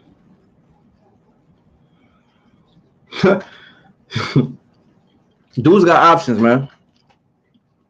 I think the problem is, think about this. I'm gonna tell you this. Problem is, these chicks be trying to make y'all think they don't got options. You're not looking in the right places. I'm telling you. You're not looking in the right places. One, a lot of these women are having sex with the same men. They all want the same guys. You know, according to stats, they said 64% of black women, 64% of black women are single mothers. They said the average, that's just the percentage. They said the average black woman comes with 2.5 kids. A lot of these women got kids, right? It says 20% of black men, I think it says 15 to 20% of black men have multiple baby moms with multiple children with multiple women, right? 20%. 54% of black men are single, never been married, and don't got no kids.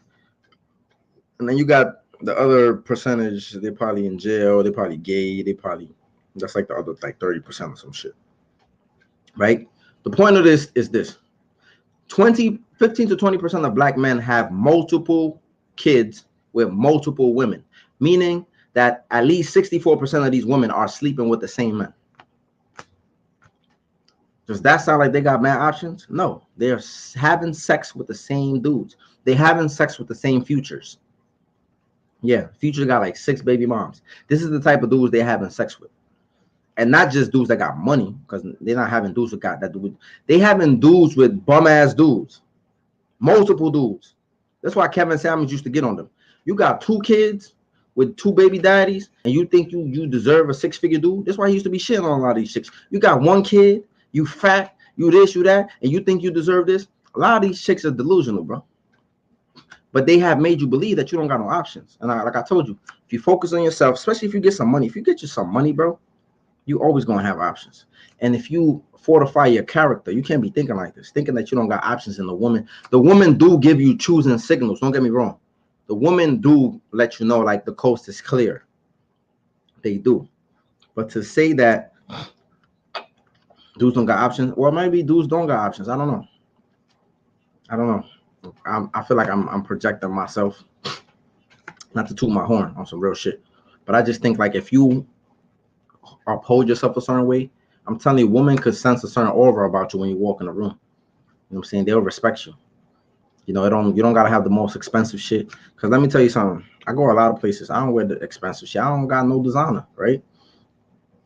And like I said, a lot of women are smashing the same dudes. They're looking at the same dudes. They're looking at the same dudes that are wearing the same shit. I don't wear the same shit. I don't wear the same shit like them, right? My shit cheaper. My shit.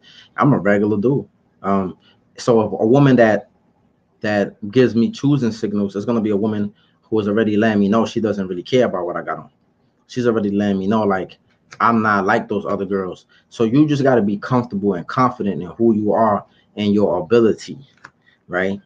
But yeah, definitely. These women don't got options, bro. They got options of dudes who want to smash. They don't got options of dudes who's trying to marry them. They don't got options of dudes who's trying to do right by them and really elevate them and really look out for them and treat them good and do certain things. Nah, bro. They might look good. They looking good for the night. That don't mean they got options. Don't play yourself now. But if again, I can't make you believe nothing, brother. If you believe that they do and you know you're at the mercy of women, then that's on you. She said men have way more options. You see, Ashley trying to tell you. He said free AR ab. Facts. Let them know. Men control men control access to relationships. I tell people that all the time. Women control access to sex and men control access to relationships. That's why girls give you the coochie and then they ask you, what are we? Because they think the coochie gonna get them into a relationship. Women want to be in a relationship. Some, most. Women choose us at the end of the day. This dude is on some other shit. See, you ain't gonna get no ass like that. I'm sorry. I'm sorry, man. I'm sorry. I didn't mean to say that. I'm sorry. Muslim men are fine. Ooh, she not right for asking that. I remember this girl called me asexual. Where she called you asexual for what? She said I'm a down the hill. I'm not the first. Mom's had me at 19. Okay. Yeah, man. There's a lot of women who are having kids young.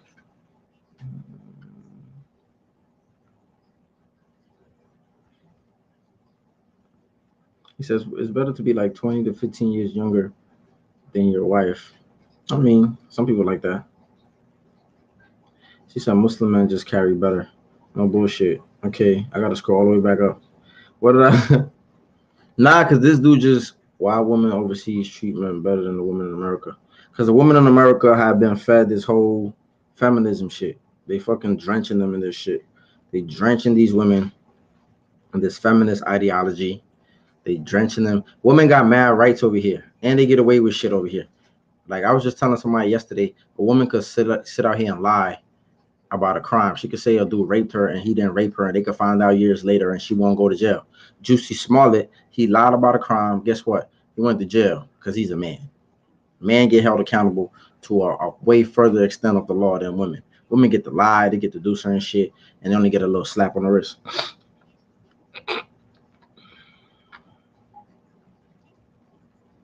She said, if all you got to offer me is sex, sell it, and give me the money. But some dudes is like that. Some dudes, all they got to offer is sex, and some girls will take it. You know what I'm saying? Because they probably have so many bad sexual experiences that they will support a dude who just give them great orgasms. You got a lot of women that's messed up like that. They'll let a dude drive their car. They'll let him sleep in the house. I hear stories about this shit all the time.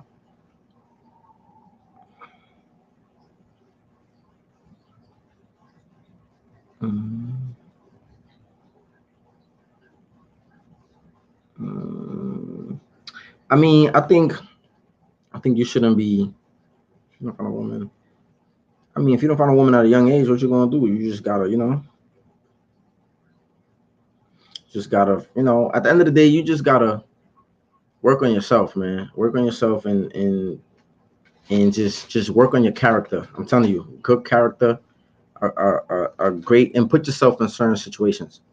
Don't be in the hood trying to date women, because the women in the hood are leeches. They're looking for a come up. They're looking for who got the bag. They're looking for who got the money.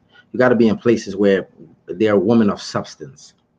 You got to put yourself in the places where there's women who have different character, have certain things. All right, brother, have a good one. Zesty time. He says zesty times. Yeah, I think people push icy. Yeah. Yeah, I definitely Pooh Shiesty, man. Pooh Shiesty set the trend. She said these niggas kids. So I had a girl.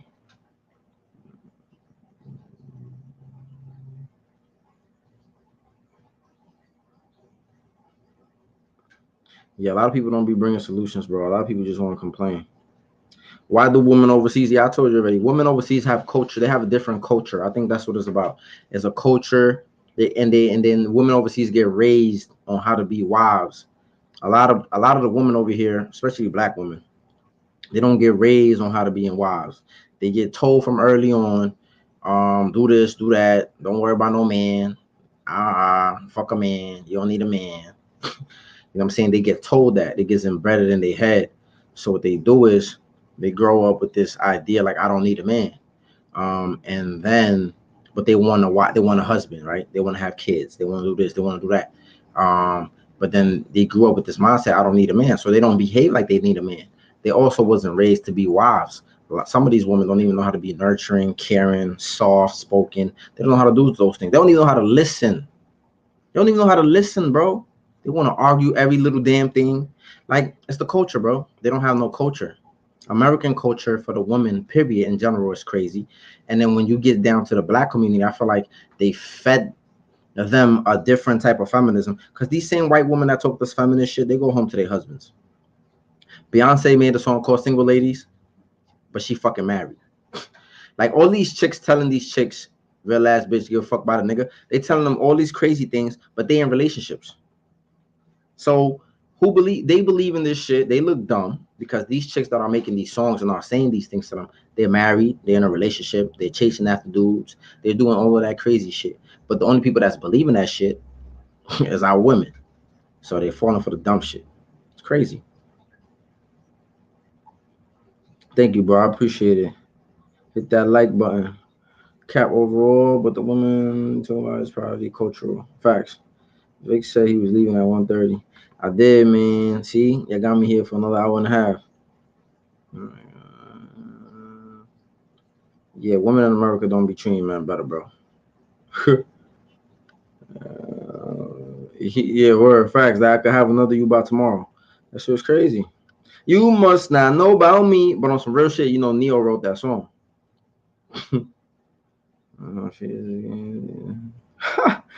He said one of my fears is getting these hood boogers pregnant. Stop sleeping with the hood boogers, bro.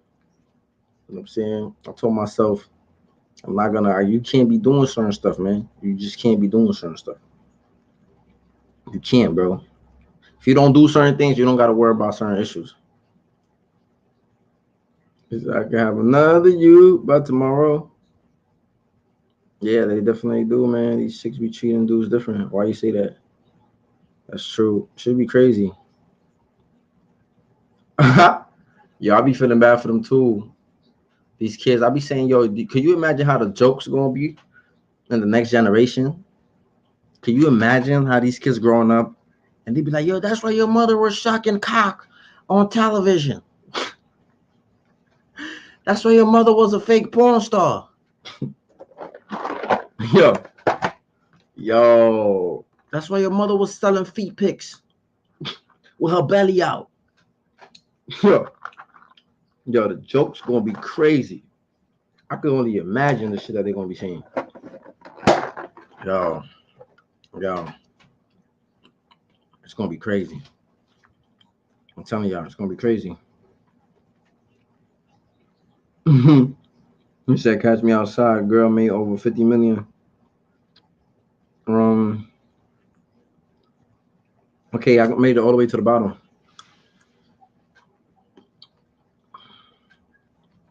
It's about to be 3 a.m. I'm about to leave. I'm really about to leave now.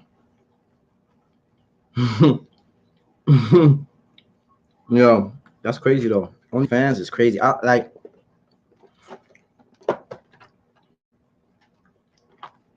You know what's the craziest thing about it? That these chicks are showing their face. I know some chicks that do OnlyFans. I don't know chicks that do it. I knew this one girl that had an OnlyFans. And she got mad at me one day because I made a post that said, shout out to all the sisters that hustle with their legs closed. She got mad at me. She said, why you shaming women? I said, I ain't shamed nobody. All I said was shout out to the sisters that hustle with the legs closed. And she caught a fit. It's crazy. What's wrong with you? Can't give a shout out. But I'll definitely be thinking about how some of these women really don't care about their kids because they be putting their face out there. I guess nobody gonna know, right? How would they know your mom? Oh, if you come to parent teacher night.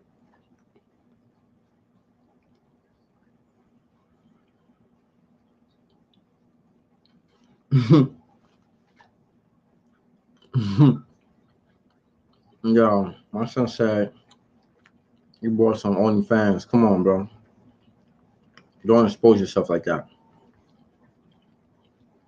Come on, bro. How old are you, bro? You're probably like 25.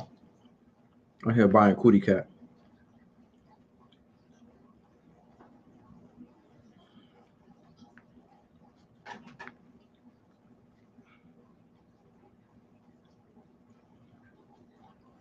Yeah.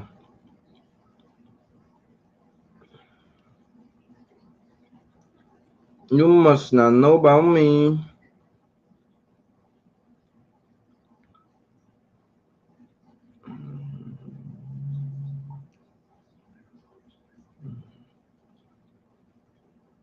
But yo, I'm about to shimmy up out of here. Bro, that ain't no female business, bro. You supporting sex work. What if you had a daughter? Would you let your daughter do OnlyFans?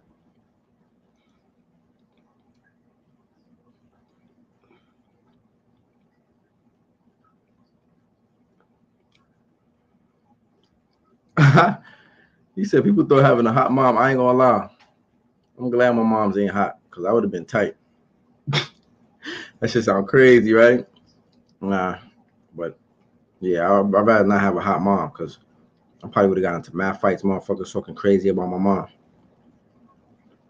You know what I'm saying? Motherfuckers saying like, yo, I ain't gonna hold you. Poop, poop, poop. It would just be getting rocked. Like I would just be getting mad fights. He said he was buying OnlyFans. You crazy, bro. Talking about you support it. Supporting black businesses.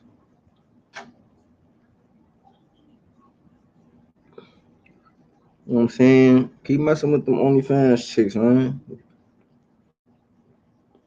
I'm too young to be buying coochie, bro. Buying coochie should be like some last resort shit when you be like 40. And if you're not marrying nobody, you know, it's hard to like, you know what I'm saying? I ain't even eat, y'all. Well, I'm eating now, but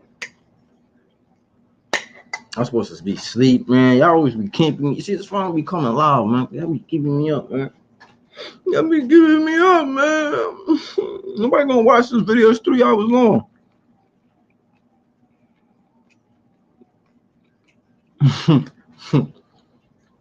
Oh, nah. We definitely ain't fighting. That's some shit the OGs would say to a motherfucker. I'll fuck your moms. And you know, motherfuckers would be scared. Would be scared to fight that dude. All right, y'all. I'm gonna holler at y'all. Ash is a mod. I wouldn't say Ash is modest. I would just say I think Ash is cool. Ash never gave me none. No, Ash is cool. I don't think Ash is on that type of time. I don't know. You never know who you know or who you think you know. But Ashley don't give me those vibes. Ashley give me respectable.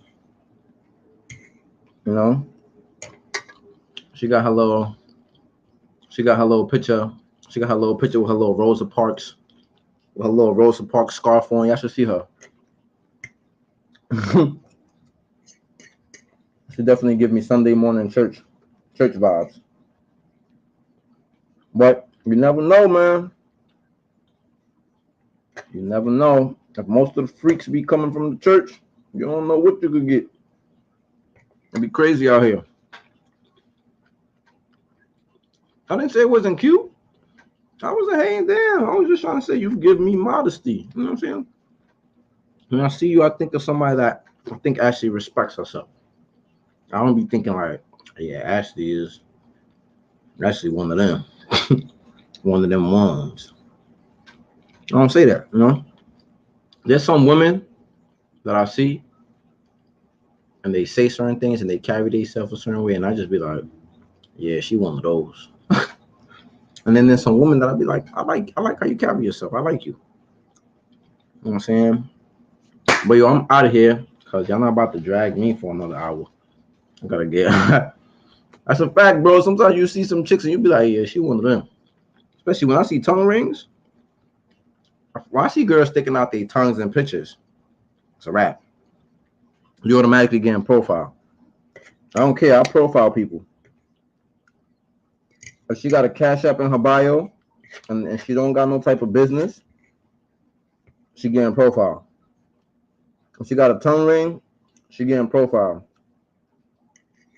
If she got, if most of her pictures that she posts on social media, she's showing her ass, she get in profile.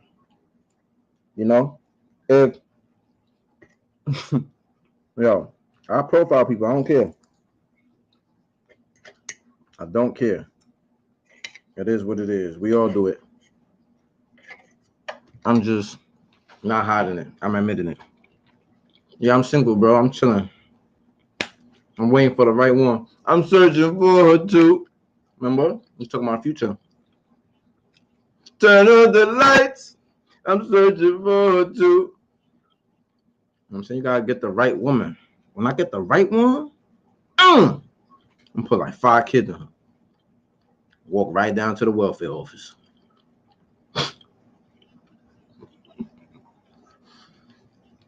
Get that government cheese, you know what I'm saying? Get that government cheese, you know, huh?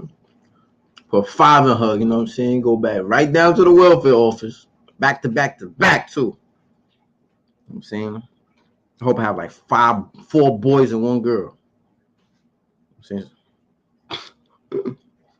saying? No, I'm trying. It's funny though. But nah,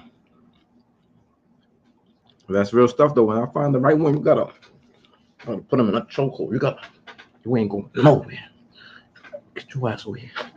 You ain't going nowhere. Let me stop for they think I'm some abusive dude. But now real shit, man, times is getting crazier and crazier, bro.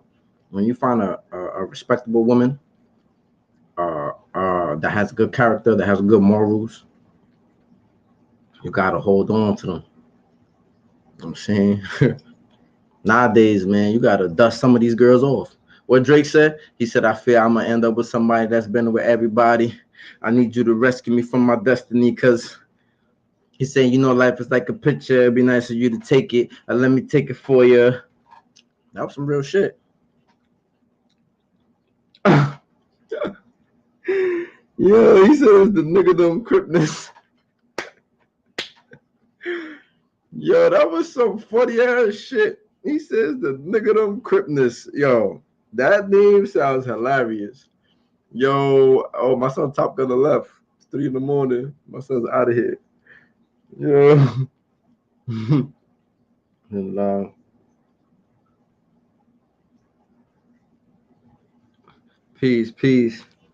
peace, Lucky.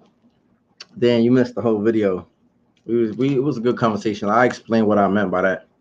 I was just saying how in the hood, when you go to jail, it gets praised.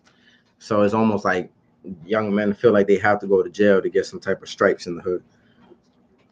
That's kind of like where I was coming from. Yeah, that's kind of what I was saying. Yeah, this should be like a whole job. Oh yeah, I seen the dude with 30 kids, 32 kids. He talking about pull out game strong. No, he said pull out. He said my pull out game weak. I don't pull out. Oh, see, Top Gunner back now. He back, yo. But man, y'all better. She said all that flirting for nothing. She trying to play on your game, Top Gunner. She said you did all that flirting for nothing. Shit, those fighting words. You did all that flirting for nothing. That's like when the chicks be like, you did all that pumping for nothing.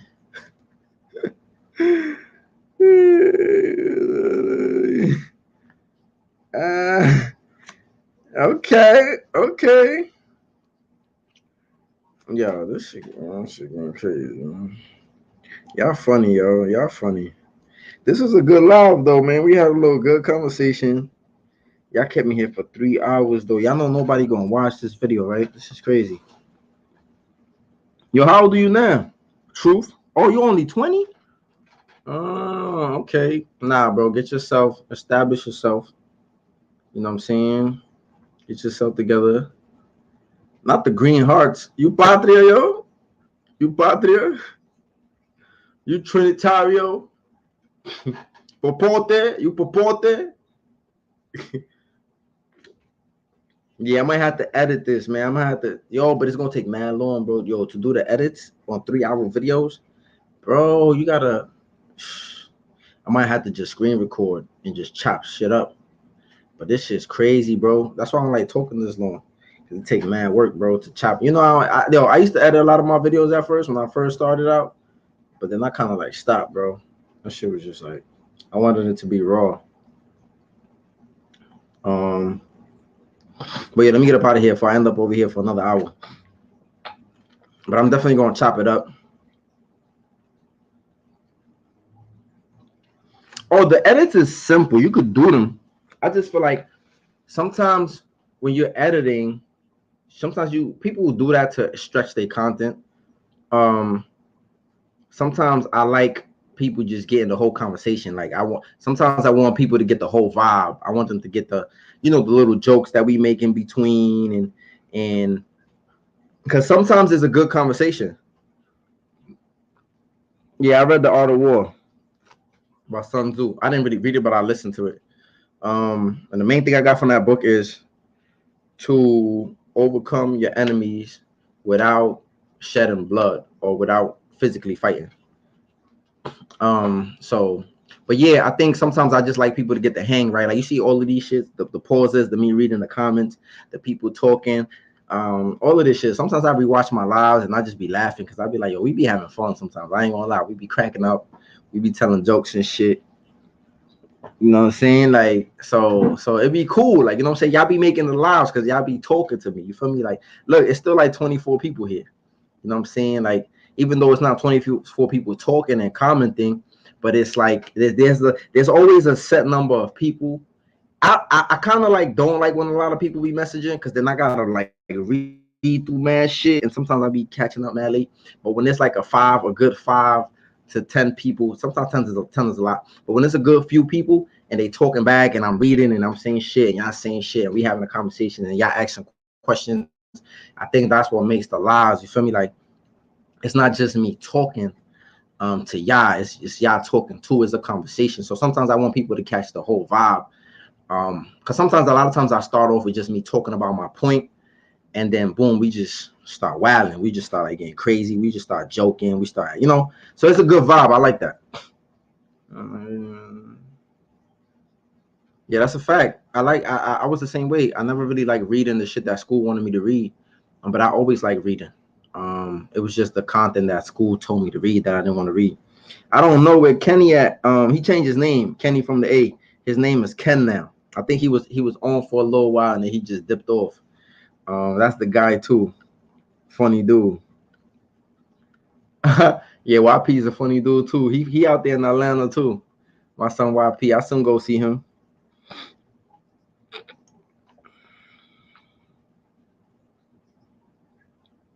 Yeah, when you get bigger, you kind of like lose the community sometimes. But I feel like if I get bigger, I probably will want to add a membership.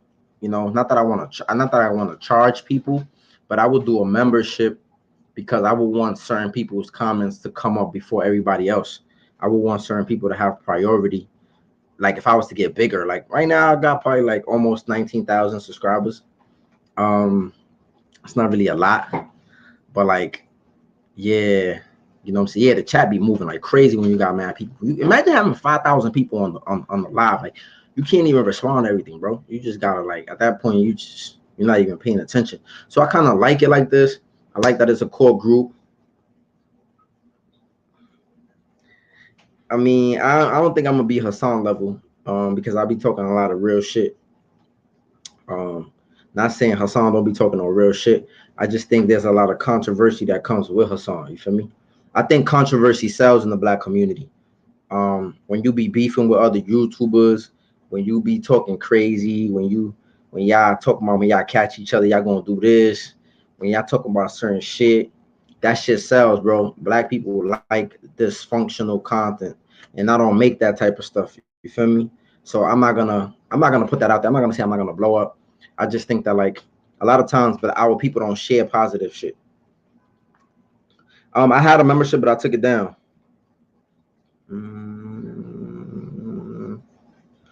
I had a membership, but I took it down. She said not a lot, boy. I guess I'm shorting to myself because I got bigger aspirations, right? Um, yeah, I buy and preach. They shit is different. They shit is cool. Um, yeah, but I just try to, at the end of the day, it's what the people like and what the people share, right? If people share my shit, other people gonna see it, other people gonna like it, other people gonna watch it, and that's all that matters. At the end of the day, it's not about how many people you have; it's about having the right people. Um, yo, this girl right here. Yo, wasn't you sleep? I'm really leaving. I'm really leaving now. That was my cue right there. Naima's letting me know get the hell up out of here. Get the hell up out of here. You know what I'm saying? I could see. Yeah, he be saying some real shit. I agree. Like I said, he just has a lot of controversy surrounding him. He got a lot of beef with people. A lot of people be threatening each other on the internet. She said, "I'm not glad who Hassan is," and I ain't gonna really speak on that dude because a lot of other dudes be talking about him, trying to get their name up, trying to get, you know what I'm saying. I don't be chasing clout like that. I just do my own little thing. I talk about what I talk about. You know, I try to tell people about my walks of life. I try to tell people this life not it, and I just try to stay put. Yo, I'm literally gonna give this lady her money back because she wilding. She wilding with all this bread, yo. Yo, my man's literally came. I don't know if you remember Popstar. Ashley, you remember Popstar? He be coming on my channel sometimes. That's my boy. Yo, I shit you not. One day Popstar was on my shit, and every like 15 minutes, this dude was just sending money. Oh, good looking, bro. Yeah, I was just reposting recently some of my early content, like because when I first started, I was posting a lot. I posted a lot of positive things, and you know, people didn't watch the positive shit. I didn't blow up till I started talking about jail, which is crazy because I never really wanted to talk about jail. But hopefully, people learn from it, you know, because I never really wanted to do that. My son name is Popstar. You're gonna see him sometimes, but yeah, yeah. So one time he was doing, every like 15 minutes, he was giving like 10, 10, 10, 10. But he gave me like $100 that day. I was like, yo, this dude gotta be. I was like, yo, bro, you drunk or something? Cause the way he was just donating, yo, he said, no, he went around the back. She just give it back to the community. Ah, yo, she don't owe me no bread, man. Yeah, I'm out of here. Don't be lying to the people, man. I'm about to get up out of here. I'm about to get up out of here. Naima, you're so sweet. You're nice, man. Allah reward you. You know, really. May He increase you in faith, and may He plant your feet firmly in Islam, and may He grant you Jannah and forgive you of your sins. Ameen. Definitely, I appreciate you. My good old Muslim sister. Habiba. Habibti. Habibti. Talking about she owe me money. You do owe me money, but come on, you ain't gotta put our business out there like that. You know what I'm saying? Come on, man. You making me look bad out here. I just told them that I wasn't taking no money from the chicks, man. You know what I'm saying? You making me look bad.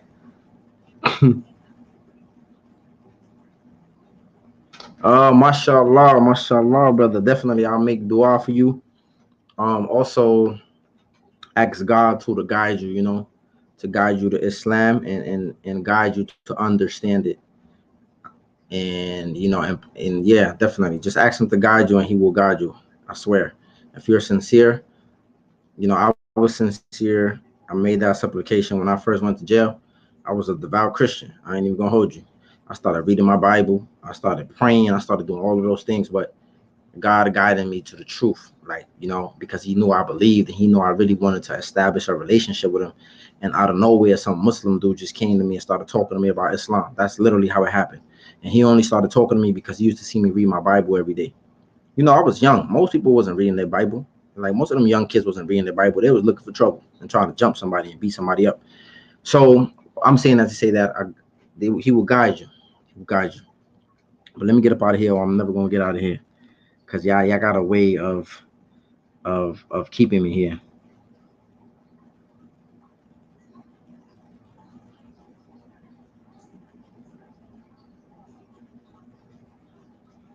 Yeah, a lot of these dudes like talking about jail, bro, and I feel like some of them just start being extra with it. But some of these dudes are older than me. Some of these dudes got a few bids. I only went to jail one time, and some of these dudes be exaggerating and doing a lot of extra shit. Oh, you see, you asked me a question. What I think happens after death? After death, when you die, your deeds will be weighed, right? Everything in this life is a test. This is why Allah says He created us so that we worship Him. And He said everything in this life is a test, right? Allah poses a question in the Quran. He says, do y'all think that we created y'all and the world and everything that exists for a mere play? Meaning, do y'all think we created this for nothing? Just for y'all to live and die and nothing is going to happen? So He let us know in the Quran that He created life and death to test us, to see which one of us are best indeed. So meaning that every deeds that we do in this life, it accumulates, and when we die, our only three of our deeds continue to go on. Everything ceases except three of our deeds. Knowledge. If we left written knowledge, it's something that people could read after we die, and we still get the benefit for it. If we wrote a book or something like that, or left a video, educational videos, that's why I'm trying to do more Islamic videos, because inshallah that will be like a benefit for me when I pass away. People will get to learn things from my video. If you leave beneficial knowledge, it still works after you die. If you leave charity, if you buy like a well, if you buy like something that continues to be good, if you build a mosque, if you build a school, if you build anything that continues to help people, that's also charity after you die. And if you have children, if you raise good children who supplicate for you, that's also something that is beneficial to you after your death. Thanks, bro. You're welcome, man. Nah, Mike, I don't really hang out with a lot of people. I really try not to hang out with a lot of people. Sometimes I do. Sometimes I do. Sometimes I really don't hang out with a lot of people. I don't really do crowds. I used to do a lot of crowds before I went away, and I learned my lesson. I don't be in a lot of crowds. I don't be in a lot of groups. I be in small groups, and I only usually be with people I really trust.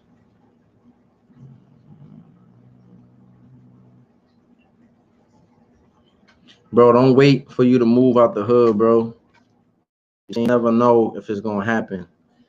God don't wait on nobody. You could die any day. You could die tomorrow, God forbid. And if you die and you're not in a state of submission to your creator, then we don't know when you're gonna die. So you can't be saying like, well, I'm gonna wait. And that's some of the things that I used to do when I used to be telling myself. Sometimes we tell ourselves we gonna get better.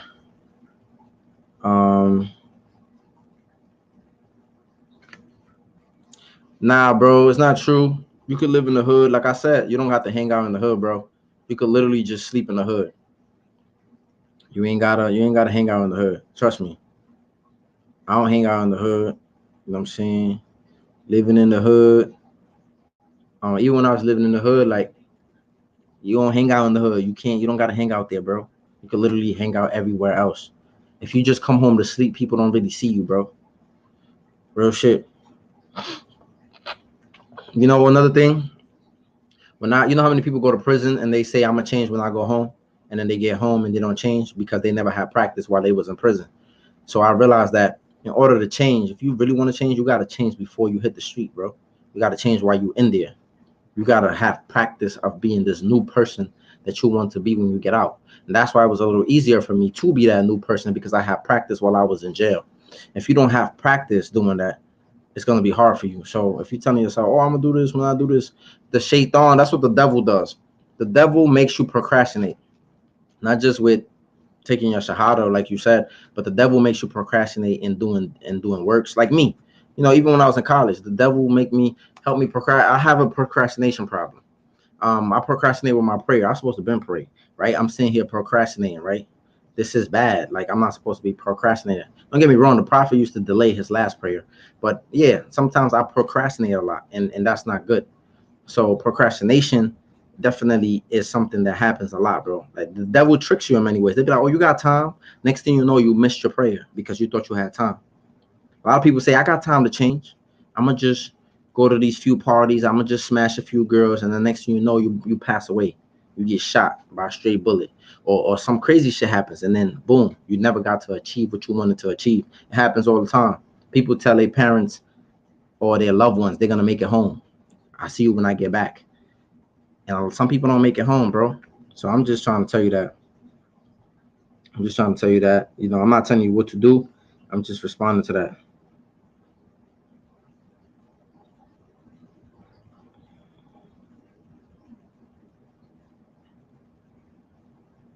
Yeah, some people don't have the resources, but the biggest resource you could have is your mind, bro. I tell people that all the time. I'm not gonna hold you. Never make no excuses for yourself. Excuses is detrimental.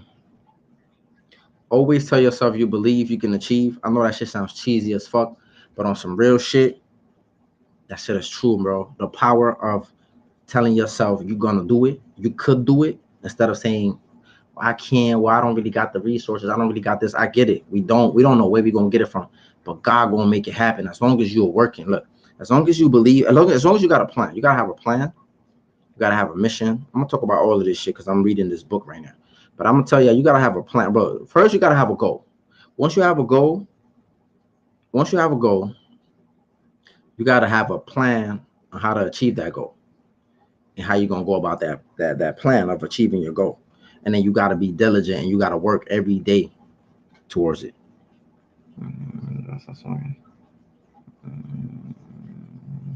How do you start smoking weed? How you start smoking weed is um just start slow. If you used to smoke 5 blunts a day, smoke 3 blunts a day. And keep lowering your number to the point where you're not smoking. I think that's an easy way to kind of like stop, cut down, cut back.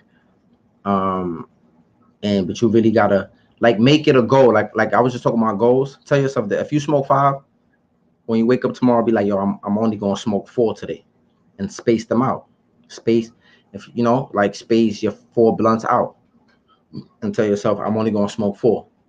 If you achieve that, then lower it down. Be like, I'm only gonna smoke 3 today, and space it out however you gotta space it. Just work your way down. When the Quran was revealed, it was revealed the same way. The Arabs, excuse me, the Arabs used to drink alcohol. So when the first verse was like, Allah didn't just tell them stop drinking alcohol because He knew that would probably be hard for them. So the first thing that happened was, so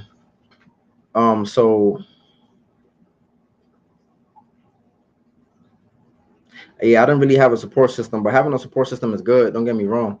You can find a support system, bro. You can find family. But sorry, when the Quran told people to stop drinking, the first thing that they said, there's a benefit in it, but then there's also a harm. And the harm is worse is worse than the benefit.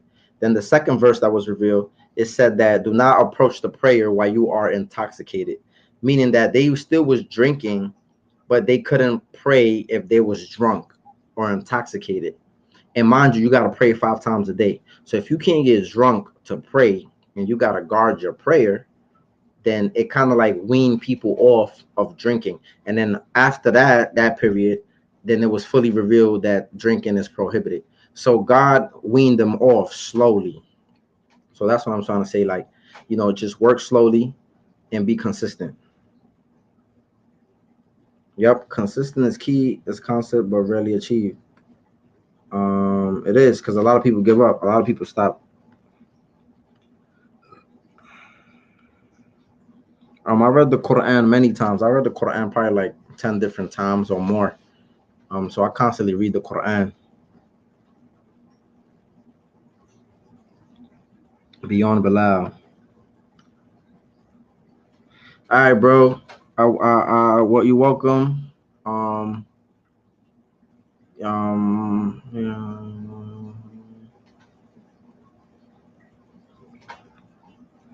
I think, I think, bro. Sometimes you're not gonna have support, and I think, don't get me wrong. I don't mean you got it out the mud. I just think that your support could come from college friends. Your support could come from, for example, if you're trying to be an entrepreneur, get you some friends who are trying to be entrepreneurs too. That could be your support group.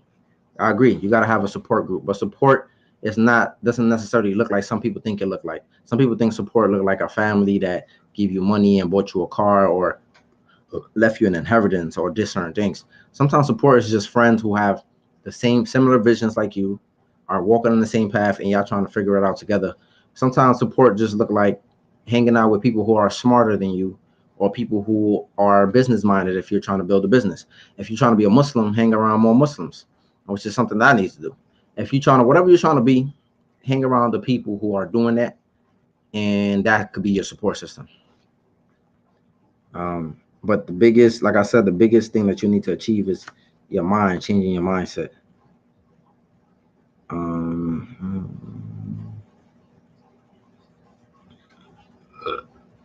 The Quran that you should get is, excuse me. Hold on real quick. Let me see this real quick. Look, I don't know what's going on, man. The Quran that you should get is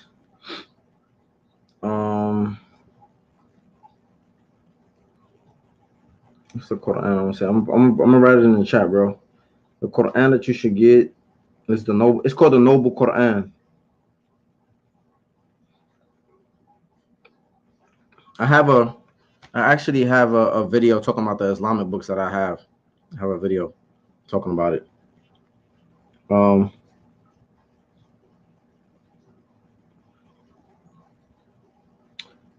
can make a supplication. Like a supplication is just like, you know, people just raise their palms.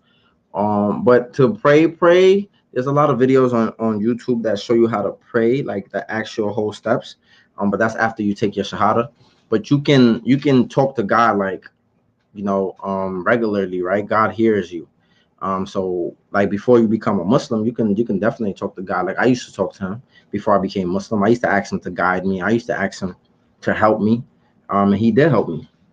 So yeah, I got like a green cover.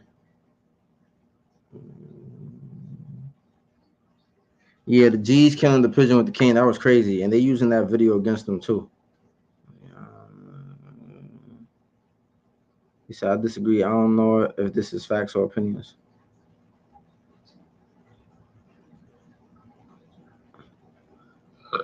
I got you, bro. I'm definitely gonna. What's facts? What you said? What you mean? You disagree? I don't know if this is facts or just opinions. How you disagree, but yet you don't know if it's facts or opinions? But yo, I'm about to be out of here. I gotta go, bro, because I gotta pray. I'm out of here, bro. Y'all have a good one. Y'all be safe. And y'all stay blessed out there, man. Y'all have a good one. It was nice talking to y'all. It was nice chopping it up. I appreciate y'all. I appreciate everybody that came through. I appreciate everybody that donated. I appreciate y'all, man. Y'all have a good one. Y'all stay safe. Peace.